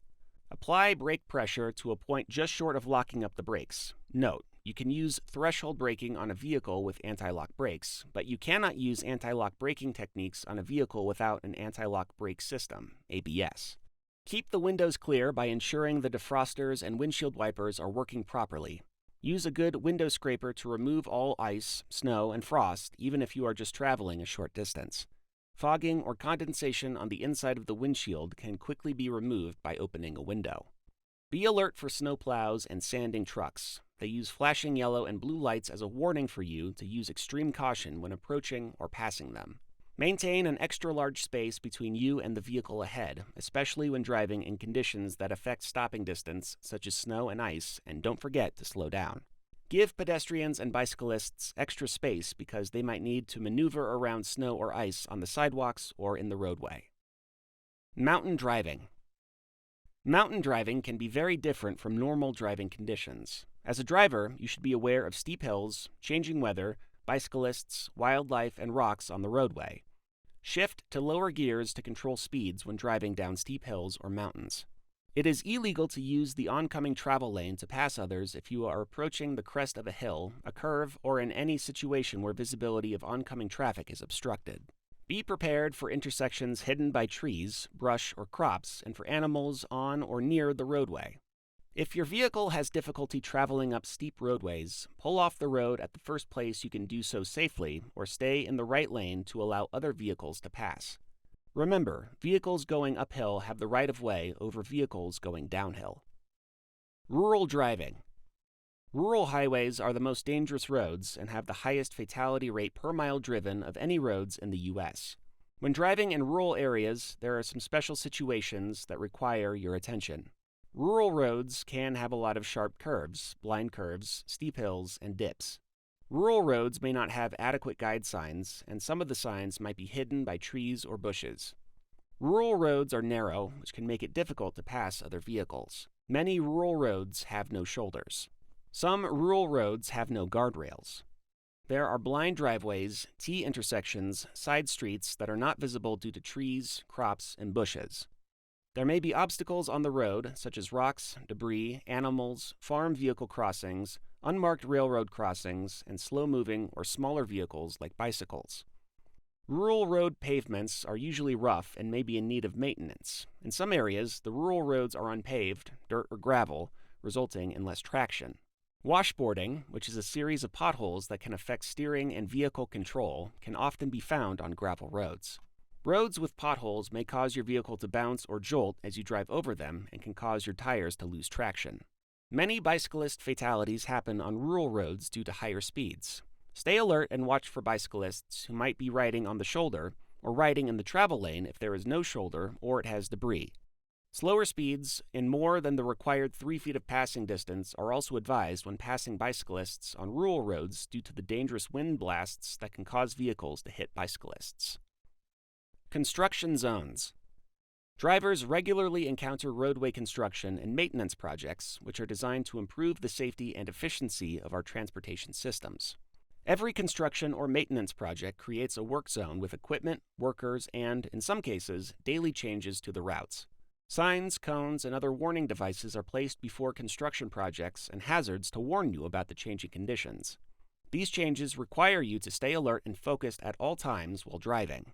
Be prepared to stop suddenly and do not tailgate in a work zone. Large construction projects can have complex work zones with flaggers, portable concrete barriers, complicated directional signing, and reduced speed limits to safely direct you through the work zone. Reduced speed limits are critical because they give drivers more time to understand and react to the information and allow more time to safely drive through the complex assortment of devices, workers, and equipment. Watch for pedestrians and bicyclists who are also navigating construction and whose safest routes may be compromised. Unfortunately, there is no way to completely separate drivers from work zone hazards, leaving construction crews unprotected. Not only are there workers dealing with construction dangers associated with heavy equipment, excavation, power lines, and other activities, but there are constantly on guard for drivers that may stray into the work area. Increased police enforcement is routinely added to construction projects to ensure drivers understand the importance of complying with work zone signs and directions. Like school zones, the fines are doubled in work zones. Remember, if you encounter a work zone, for your own safety and the safety of the workers, pay attention, use extra caution, and stay focused on the driving task. Obey construction signs, including work zone speed limit signs and flagger instructions. Watch the vehicle in front of you. Most work zone crashes are rear-end collisions due to an inattentive driver. Your safety, your passenger safety, and the safety of these workers depends on you. Safe driving tips. The purpose of this audiobook is to keep you and others safe. If you obey every roadway rule and regulation, your chances of being involved in collisions will be greatly reduced. However, you can't be certain that other drivers are following every rule and regulation. You should always try to drive calmly and ignore aggressive drivers. It is important that you become a defensive driver. Defensive driving protects you and others from unsafe and unexpected driving situations. Buckle up. Ensure all people in the vehicle fasten their seatbelts to help keep everyone safe in the event of a crash. Using a cell phone while driving.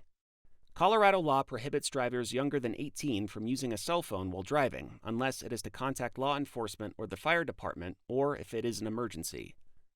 No driver may use a cell or mobile telephone for text messaging while driving, unless it is to contact law enforcement, the fire department, or if it is an emergency.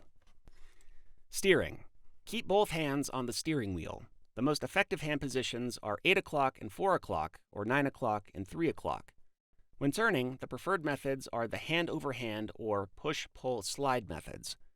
Do not turn the wheel with the palm of your hand or let it slide through your fingers after making a turn. Scanning. To be a good driver, you must know what is happening around your vehicle. You must look ahead, to the sides, and behind the vehicle. Always look left, right, and then left again when turning, driving through, or entering an intersection.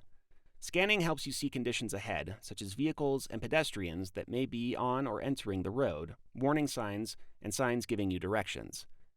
Be sure to look for smaller road users as you scan, including pedestrians, bicyclists, and motorcyclists.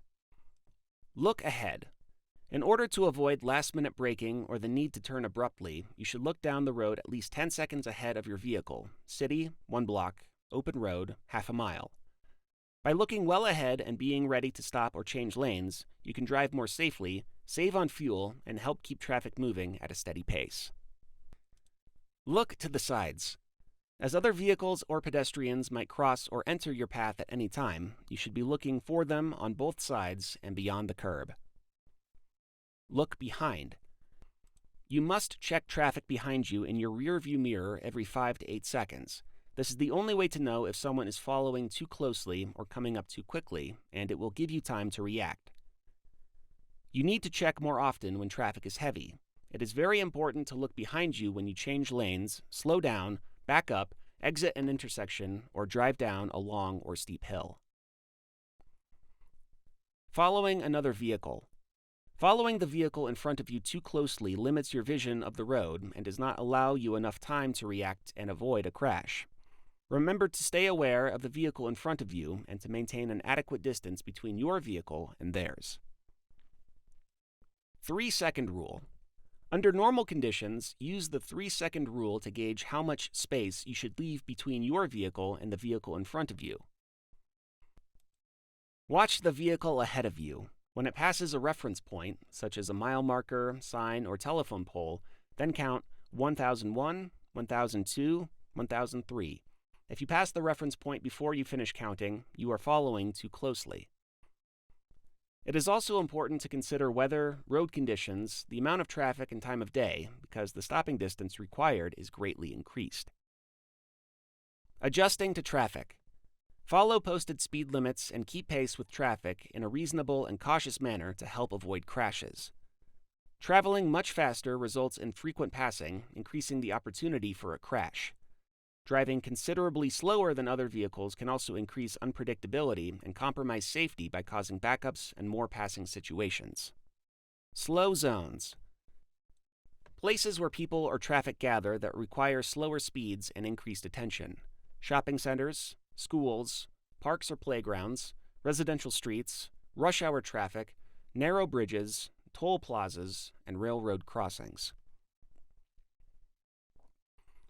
What to do and expect when pulled over by law enforcement.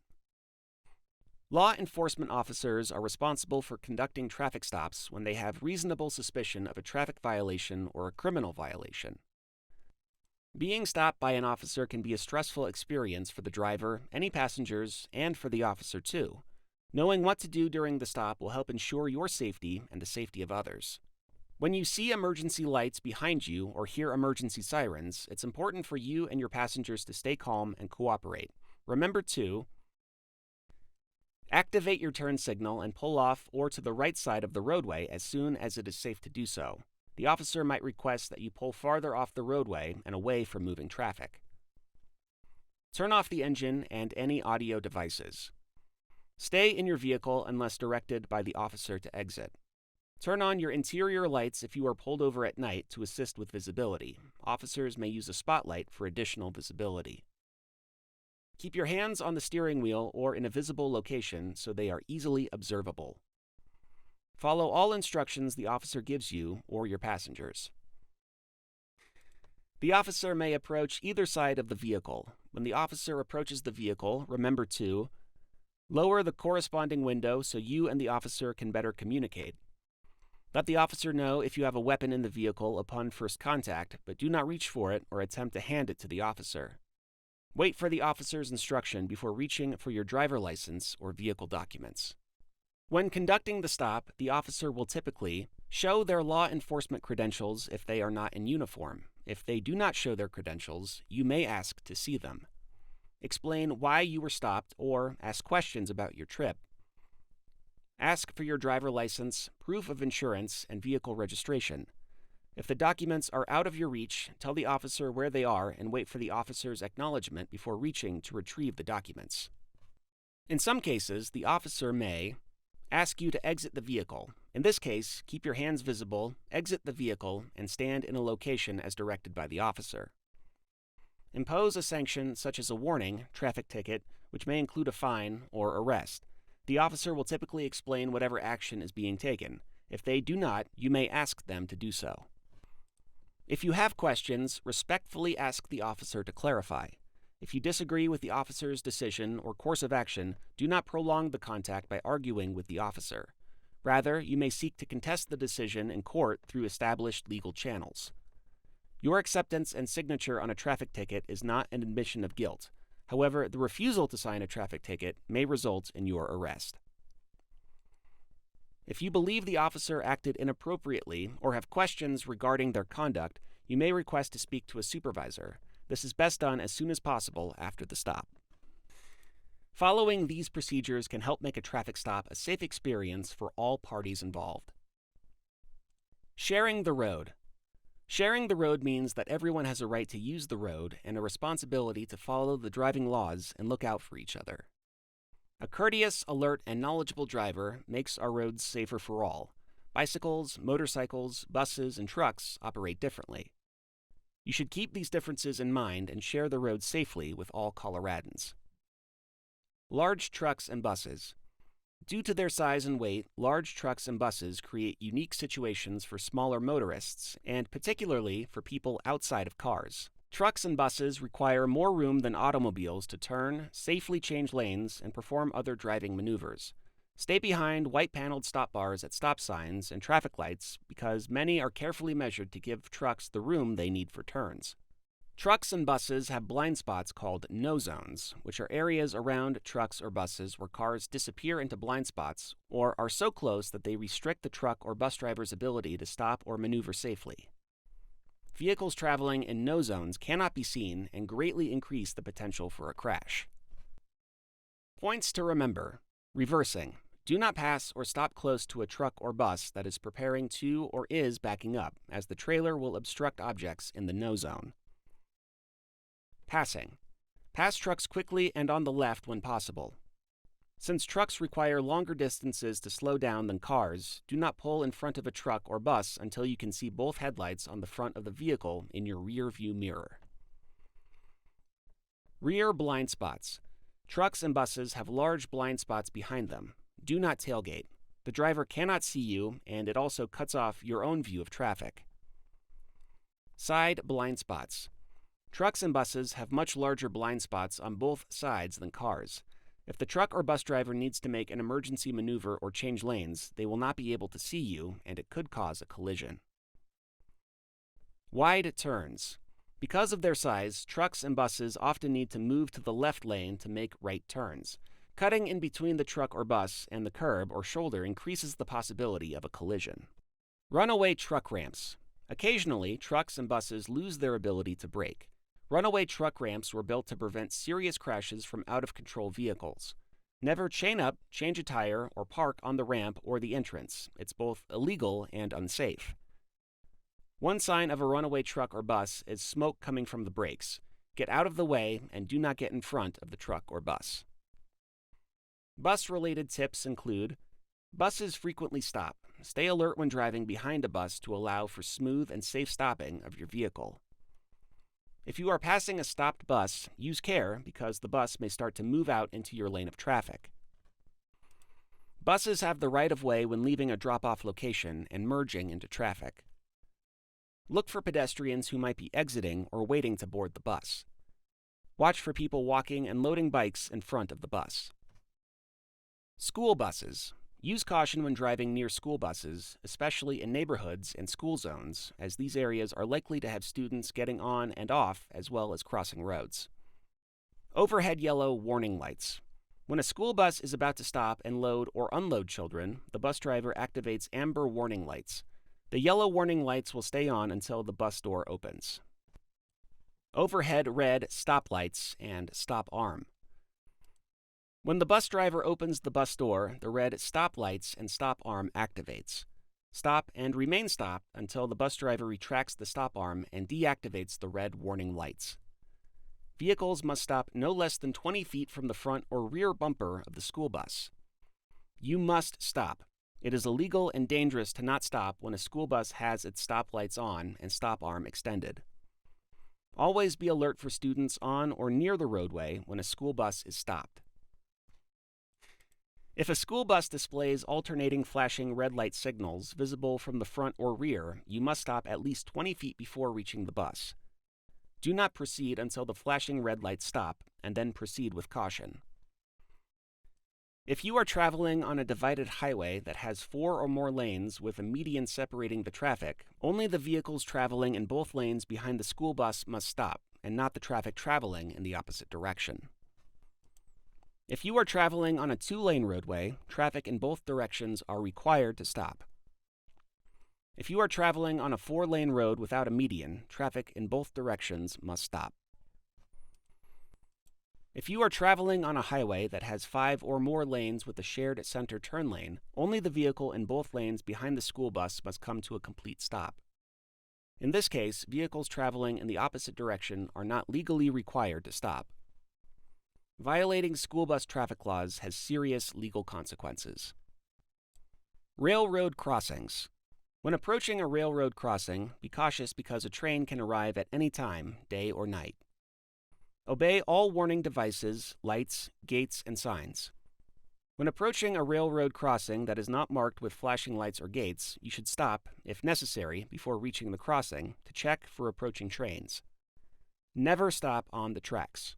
Stopping on the tracks is illegal and very dangerous. Do not drive onto the crossing until you are sure the tracks are clear and you have enough room on the other side of the tracks to clear a train, especially when there are multiple tracks, as there may be a second train. If your vehicle stalls on a crossing, get everyone out and immediately move as far away as possible, even if you do not see a train approaching. Call the phone number on the blue emergency notification sign located near the crossbuck sign or contact local law enforcement. Take time to properly judge the train's speed and distance. Because of its large size, a train appears to be moving much slower than it appears.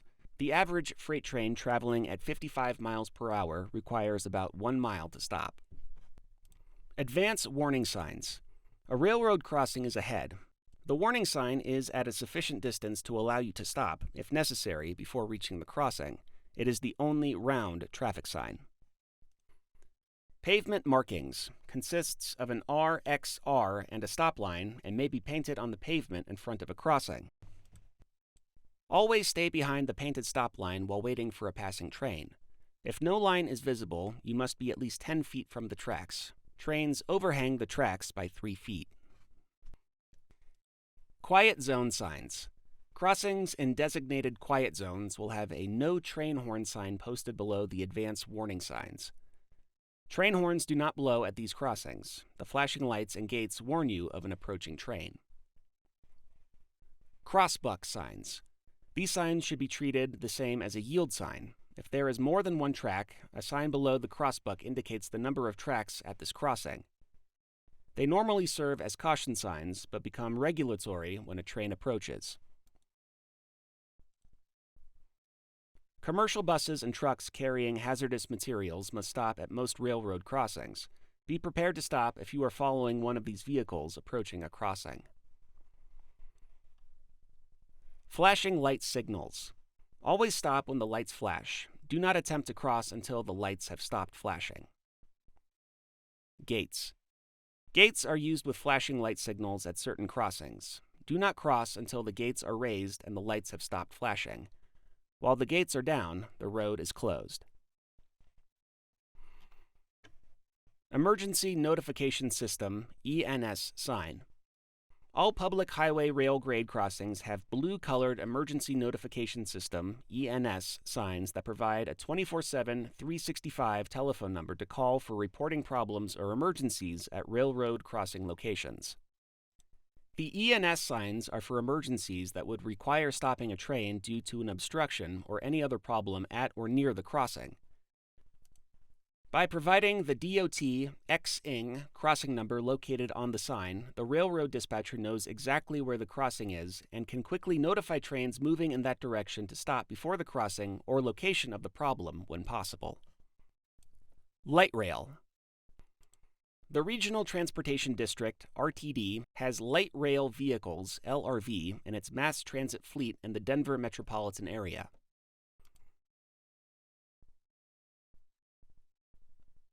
In some areas, LRVs will operate on the streets in the same direction as other motor vehicles. In other areas, LRVs will operate in the opposite direction from other traffic. The LRVs are governed by all traffic signals and signs and have the same rights and responsibilities as other motorists when operating on the streets. They also require additional attention from everyone on the road. Driver safety tips. Each light rail car weighs up to 40 tons and can't stop quickly. Remember these important tips when driving in a light rail area. Never turn in front of an approaching LRV.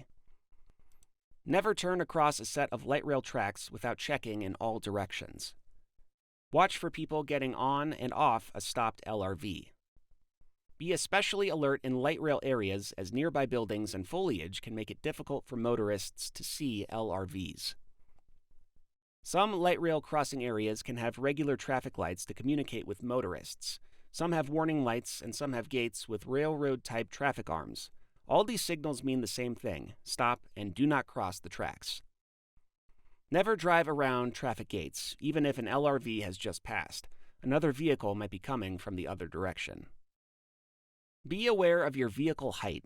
Overhead wires are a standard height of 18 feet 6 inches above the center of the tracks. Always assume a wire hanging from overhead catenary is electrified, so never touch the wire or anything it is touching. Pay close attention to special traffic warning signs in connection with light rail. If you find a wire hanging from overhead, or if you think any safety devices are malfunctioning, please call 911 or RTD at 303-299-6000 and report the situation. Bicyclists. Bicycles are considered vehicles on the roadway. People on bikes have many of the same rights, privileges, and responsibilities as motorists, and they are generally required to follow the same rules of the road. Listen to earlier sections for bike-specific pavement markings, signs, and signals. Check your local ordinances for any laws that apply differently to bicyclists. For example, in some communities, bicyclists are allowed to ride on sidewalks and in crosswalks where they have the same rights, privileges, and responsibilities as pedestrians. Drivers must be alert, actively look for bicyclists, and be cautious when approaching or passing bicyclists because bicycles are smaller and bicyclists are more vulnerable than people inside of motor vehicles. Like motorists, bicyclists have different levels of experience and skills, and some bicyclists are children. Keep these characteristics in mind as you look for and approach people biking. Regardless of how we travel, everyone has a responsibility to help keep others safe and avoid crashes. Below are some laws and practices drivers should follow to interact safely with people on bikes. Colorado laws regarding motorists and bicyclists.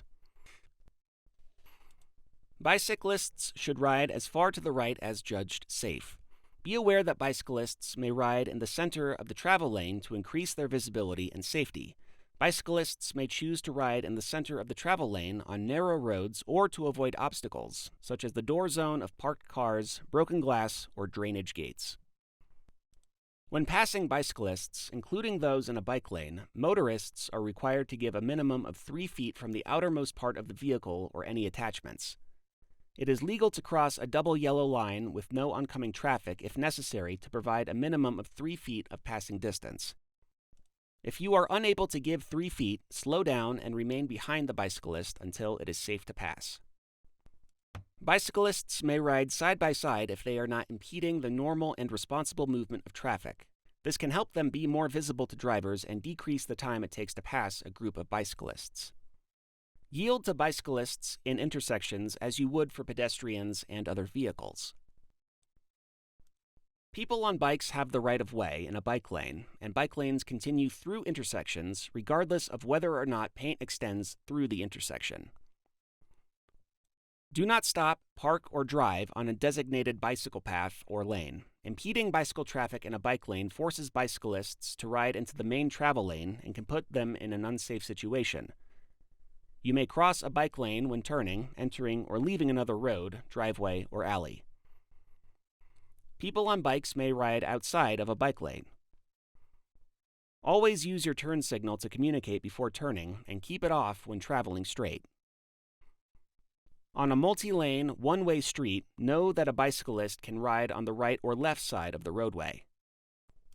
Make right turns from close to the curb and from a conflict zone when one is present. This helps prevent crashes with bicyclists who are approaching from behind and may otherwise try to pass on your right. Do not force a bicyclist off the road. This constitutes aggressive driving and has legal consequences. A new law was passed in 2022 which states when an intersection is clear and a bicyclist already has the right of way, bicyclists ages 15 and older may now treat stop signs as yield signs and treat stoplights as stop signs. Additional practices to avoid crashes and help keep bicyclists safe. Treat people on bikes as drivers of vehicles who have a right to the road and who are also more vulnerable. Take the time to actively look for people on bikes and to accurately judge their speed and distance. Although bicyclists are required to ride in the same direction as motor vehicles, look for them riding anywhere on the roadway. Leave more than 3 feet of passing distance when driving larger vehicles or in rural or windy conditions to avoid dangerous wind blasts. Do not turn sharply, slow down, or stop abruptly in front of a bicyclist. A motor vehicle's brakes are more powerful than a bicycle's, and you could cause a crash. Be particularly careful around bicyclists when the roadway is wet or covered with debris. These conditions affect people on bicycles much more than people in vehicles. When parked on the street, check to the sides and rear for bicycles before you open your vehicle door. Use your hand closest to the center of the vehicle to open your door, a behavior commonly known as the Dutch reach. Check for bicyclists in your path and blind spots before backing up, changing lanes, or turning. Before making a left turn, actively look for people biking on the right side or in the shoulder and take time to accurately judge their distance and speed before turning.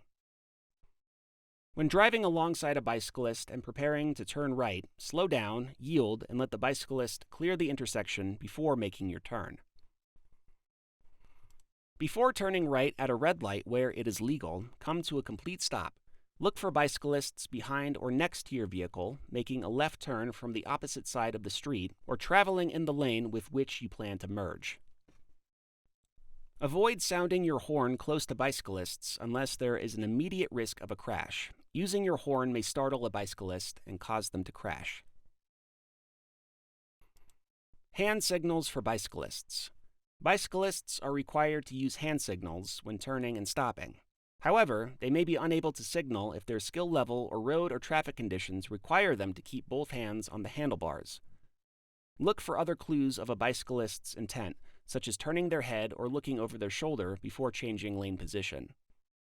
For a right turn, extend the right arm straight out or left arm upward at a right angle. For a left turn, extend the left arm directly out to the left. If slowing or stopping, drop the left arm down at the elbow. Motorcycles. Motorcyclists have the same rights and responsibilities as other drivers. With minimal crash protection, motorcyclists are very vulnerable to injury, even death, when hit by a larger vehicle. Motorcyclists are entitled to the same full lane width as other vehicles. Motorcyclists frequently move in their lane so they can see, be seen, and avoid road hazards. Also, be aware that strong winds can unexpectedly move a motorcycle out of its lane. There are some additional situations and conditions you need to be aware of so you can safely share the road with motorcyclists. Motorcycles are smaller than other motor vehicles, harder to see, and can move faster and stop quicker than expected. Road defects and debris can create dangers for motorcyclists. Watch for motorcyclists, use extra caution when driving around them, and increase your following distance. Avoiding collisions. Drivers can help to prevent collisions with motorcyclists by knowing the most common causes of motorist-motorcyclist collisions below and how to avoid them. Pedestrians. Pedestrians are the most vulnerable users of our roadways. They are people who are standing, walking, running, or using mobility aids on public streets, highways, and private property. As a driver, it is your responsibility to watch out for pedestrians because motor vehicles are heavy objects that can cause serious injuries or death. Here are some more things to remember to help keep pedestrians safe. Do not assume that pedestrians can hear or see your vehicle or any visual or audible crossing signals, as some pedestrians may be deaf, hard of hearing, deafblind, or blind. Follow the speed limit or drive at a slower speed when necessary to help you see and respond to pedestrians. Remember, some pedestrians, like children or people using wheelchairs, have a lower profile. Pedestrians have the right of way at all intersections and crosswalks, even if the lines are not marked or drivers must yield or come to a complete stop to let pedestrians pass safely. Look for pedestrians at all intersections, especially when you are turning. While turning at a red light, make sure you are in the correct lane and come to a complete stop.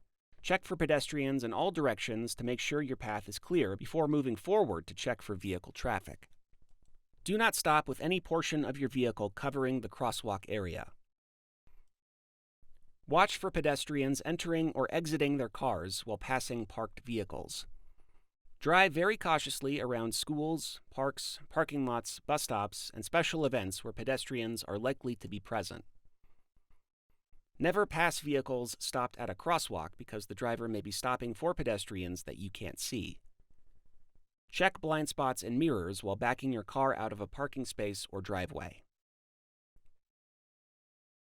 Careless or reckless driving. Sharing the road is important not only for your safety and the safety of others, it's the law. Distracted driving. Drivers younger than 18 are not allowed to use a cell phone while driving. Even hands-free usage is prohibited. If you drive carelessly because you are texting or using your cell phone for any manual entry, you could be fined or charged with a misdemeanor. Pull off the road to a safe area for longer cell phone conversations or to control children. Because many drugs, including alcohol and marijuana, reduce a driver's ability to manage multiple tasks, distractions that could be merely hazardous for a normal driver may pose a life-threatening danger to the impaired driver as well as other drivers and pedestrians. Do not attempt to eat or drink, read, smoke or vape, apply makeup, or adjust the music while you are driving. In the time it takes to change radio stations, lives can be changed forever. Aggressive driving. Aggressive driving is any behind-the-wheel behavior that places others and/or property in danger through willful action without regard to safety. Reckless driving. Reckless driving is operating a vehicle in such a way that puts either people or property in danger, whether intentional or not. If a law enforcement officer notes your actions as endangering another person or property, including the other motorist's vehicle, you can be charged under Colorado's reckless driving statute, and if convicted, up to 8 points can be assessed against your driving record. Acts such as tailgating another driver, passing on the shoulder, or running a red light could be seen by a law enforcement officer as aggressive if the driver believes the action is willful and places others in danger. A combination of acts, such as speeding, cutting off other vehicles, swerving towards another motorist, honking, flashing headlights, yelling, and using inappropriate hand gestures can also be considered aggressive driving. Displaying a weapon at another motorist, bumping or ramming another vehicle, or high-speed pursuit of a vehicle can result in criminal charges beyond a reckless driving charge. Protecting yourself from aggressive drivers. To protect yourself from an aggressive driver, don't engage with that driver. Avoid eye contact and don't attempt to match an aggressive act. If the other driver is angry, back off, give way to the other driver, and let the aggressive driver go. A few seconds engaged with an aggressive driver could change your life or the lives of the loved ones riding with you forever. Reporting aggressive or impaired drivers. Dial CSP *277 to report aggressive drivers. The Colorado State Patrol has set aside the special cell phone number for motorists and bicyclists to use in reporting aggressive drivers. The call will be handled by the closest State Patrol trooper or will be referred to a participating local law enforcement agency. There is no charge for the call. Could I become an aggressive driver? Anyone is capable of becoming an aggressive driver. Some drivers may be more likely to become aggressive. Here are some questions to see if you have a greater potential to become an aggressive driver. Take a few minutes to ask yourself these questions and be honest with yourself.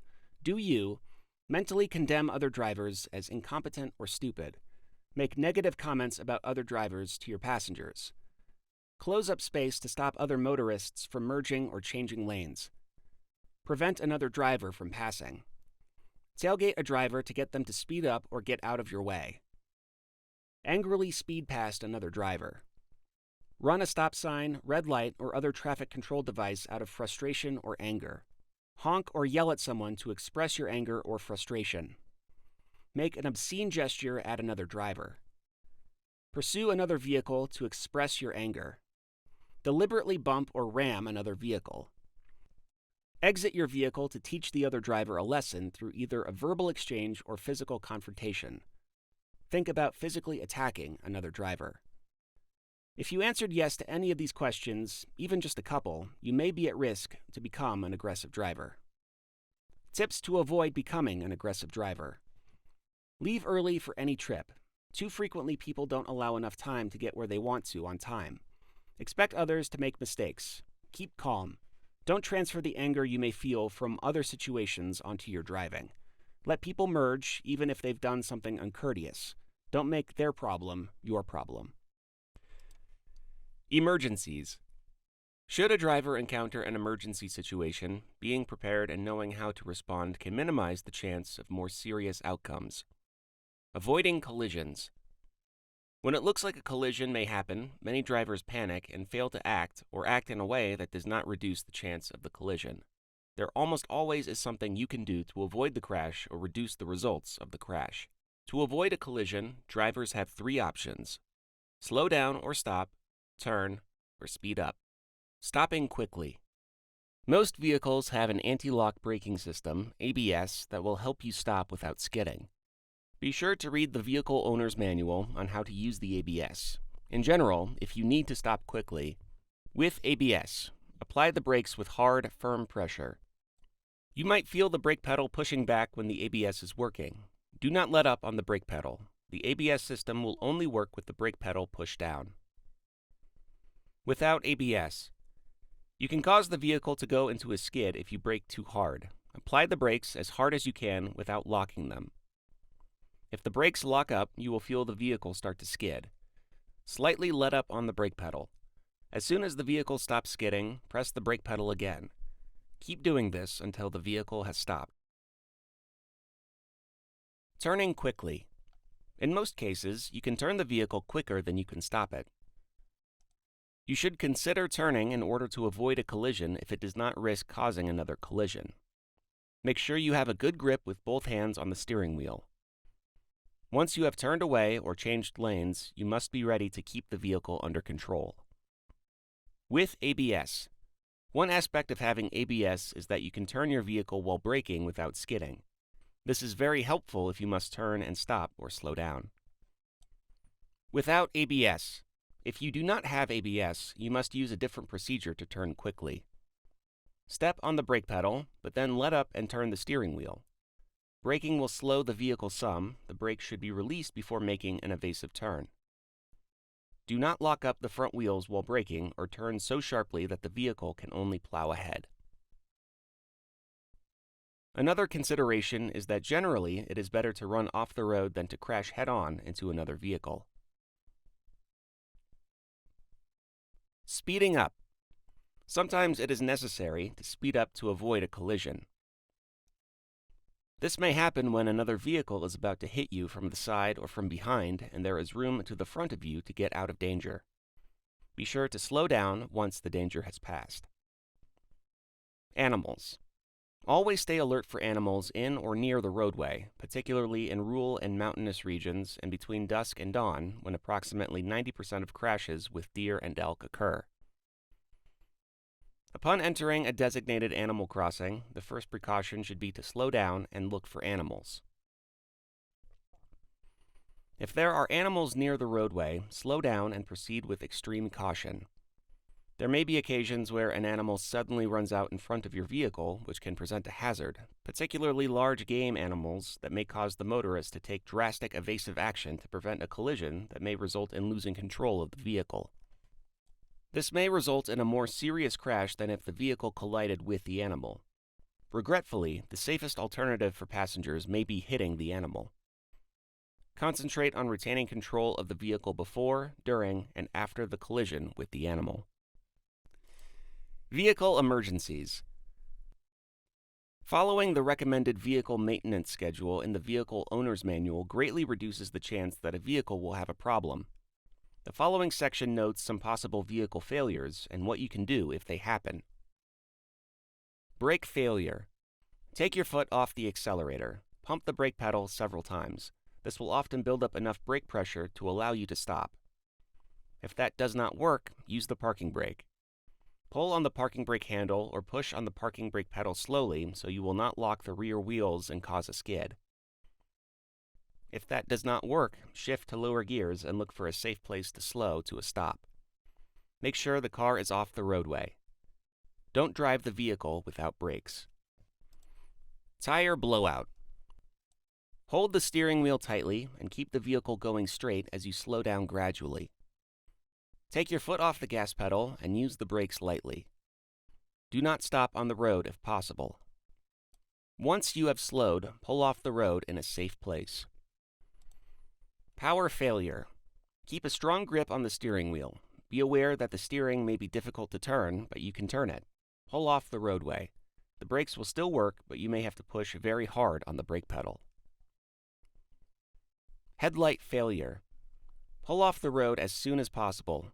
Try the headlight switch a few times. If that does not work, put on the emergency flashers, turn signals, or fog lights, if you have them. Jammed gas pedal. Keep your eyes on the road. Quickly shift to neutral. Pull off the road when safe to do so. Turn off the engine. Crash tips. Providing insurance information after a crash. If you are involved in a crash, you must provide proof of insurance to law enforcement at the scene of the crash or at the police station. The duties of occupants of vehicles involved in crashes resulting in personal injury. If you are a passenger in a vehicle involved in a crash where the driver is physically incapable of reporting the crash, you are required to report the crash and, if directed by law enforcement, to remain at the scene of the collision until the law enforcement arrives. In the event of a crash, you should stop immediately and never leave the scene. Check for injuries and, where practical, render reasonable assistance. Call law enforcement and emergency personnel. Exchange name, address, phone numbers, registration, and insurance information. Under accident alert status, defined as those times when weather conditions are so severe that law enforcement officers are unable to respond to the large volume of motor vehicle crashes. If alcohol and drugs are not involved, there are no injuries, and all vehicles are still drivable, exchange name, address, phone numbers, registration, and insurance information. You must file an accident report with law enforcement within 24 hours. Involving a parked car. If a crash involves a parked car and you cannot find the owner, call law enforcement and leave a note in a place where the owner of the car can find it. Move it law. State law requires motorists involved in a minor crash on a divided highway to move their vehicles off the highway when the vehicle is drivable, no drugs or alcohol are involved, and there are no injuries. Once at a safe location, drivers can notify law enforcement and exchange information. Law enforcement and insurance companies will not penalize you for moving your car off the road. Move over law. When you see stopped emergency vehicles on highways with flashing emergency lights in an adjacent lane, you must move over one lane if you can do so safely. If it is not safe or you are traveling on a road that is one lane in each direction, you must slow down. Colorado's move over law protects law enforcement, fire, maintenance, other emergency personnel, tow truck drivers, and you. First aid. Good Samaritan laws were developed to encourage people to help others in emergency situations. They require that the Good Samaritan use common sense and a reasonable level of skill, not to exceed the scope of the individual's training in emergency situations. They assume each person would do best to save a life or prevent further injury. When you respond to an emergency and act as a reasonable and prudent person would under the same conditions, Good Samaritan immunity generally prevails. This legal immunity protects you, as a rescuer, from being sued and found financially responsible for the victim's injury. For example, a reasonable and prudent person would move a victim only if the victim's life is in danger. Ask a conscious victim for permission before giving care. Check the victim for life-threatening emergencies before providing further care. Summon professional help to the scene by calling the local emergency number or the operator and continue to provide care until more highly trained personnel arrive. Donate Life Colorado Organ and Tissue Donor Registry. When applying for or renewing a Colorado driver license, permit, or ID, you will be asked two important questions regarding organ and tissue donation. Would you like to sign up as an organ, eye, and tissue donor? Signing up as an organ, eye, and tissue donor means you have made the decision to donate your organs and tissues at the time of your death. In Colorado, there are nearly 1,500 people waiting for a life-saving organ transplant and thousands more in need of life-saving and healing tissues. If you say yes, a heart with a Y will appear on the front of your license, permit, or ID. Your name will be added automatically to the Donate Life Colorado Organ and Tissue Donor Registry. When you sign up as an organ, eye, and tissue donor, your registration remains in effect unless you change it. The donor registry is maintained by Donor Alliance, a nonprofit, federally designated organ and tissue recovery agency, and is accessible only to authorized donation personnel. Would you like to donate to the Emily Keyes John W. Buckner Organ and Tissue Donation Awareness Fund? Another way for you to support organ and tissue donation is to make a voluntary monetary contribution to the Emily Keyes John W. Buckner Organ and Tissue Donation Awareness Fund. Your contributions to the fund go directly to public outreach and education about organ and tissue donation. Informational brochures are available at all Colorado driver license offices. For more information, call Donor Alliance at 303-329-4747 or 888-868-4747 or visit www.donatelifecolorado.org. Thank you for listening to the Colorado Driver Handbook. For more information and resources, please visit dmv.colorado.gov.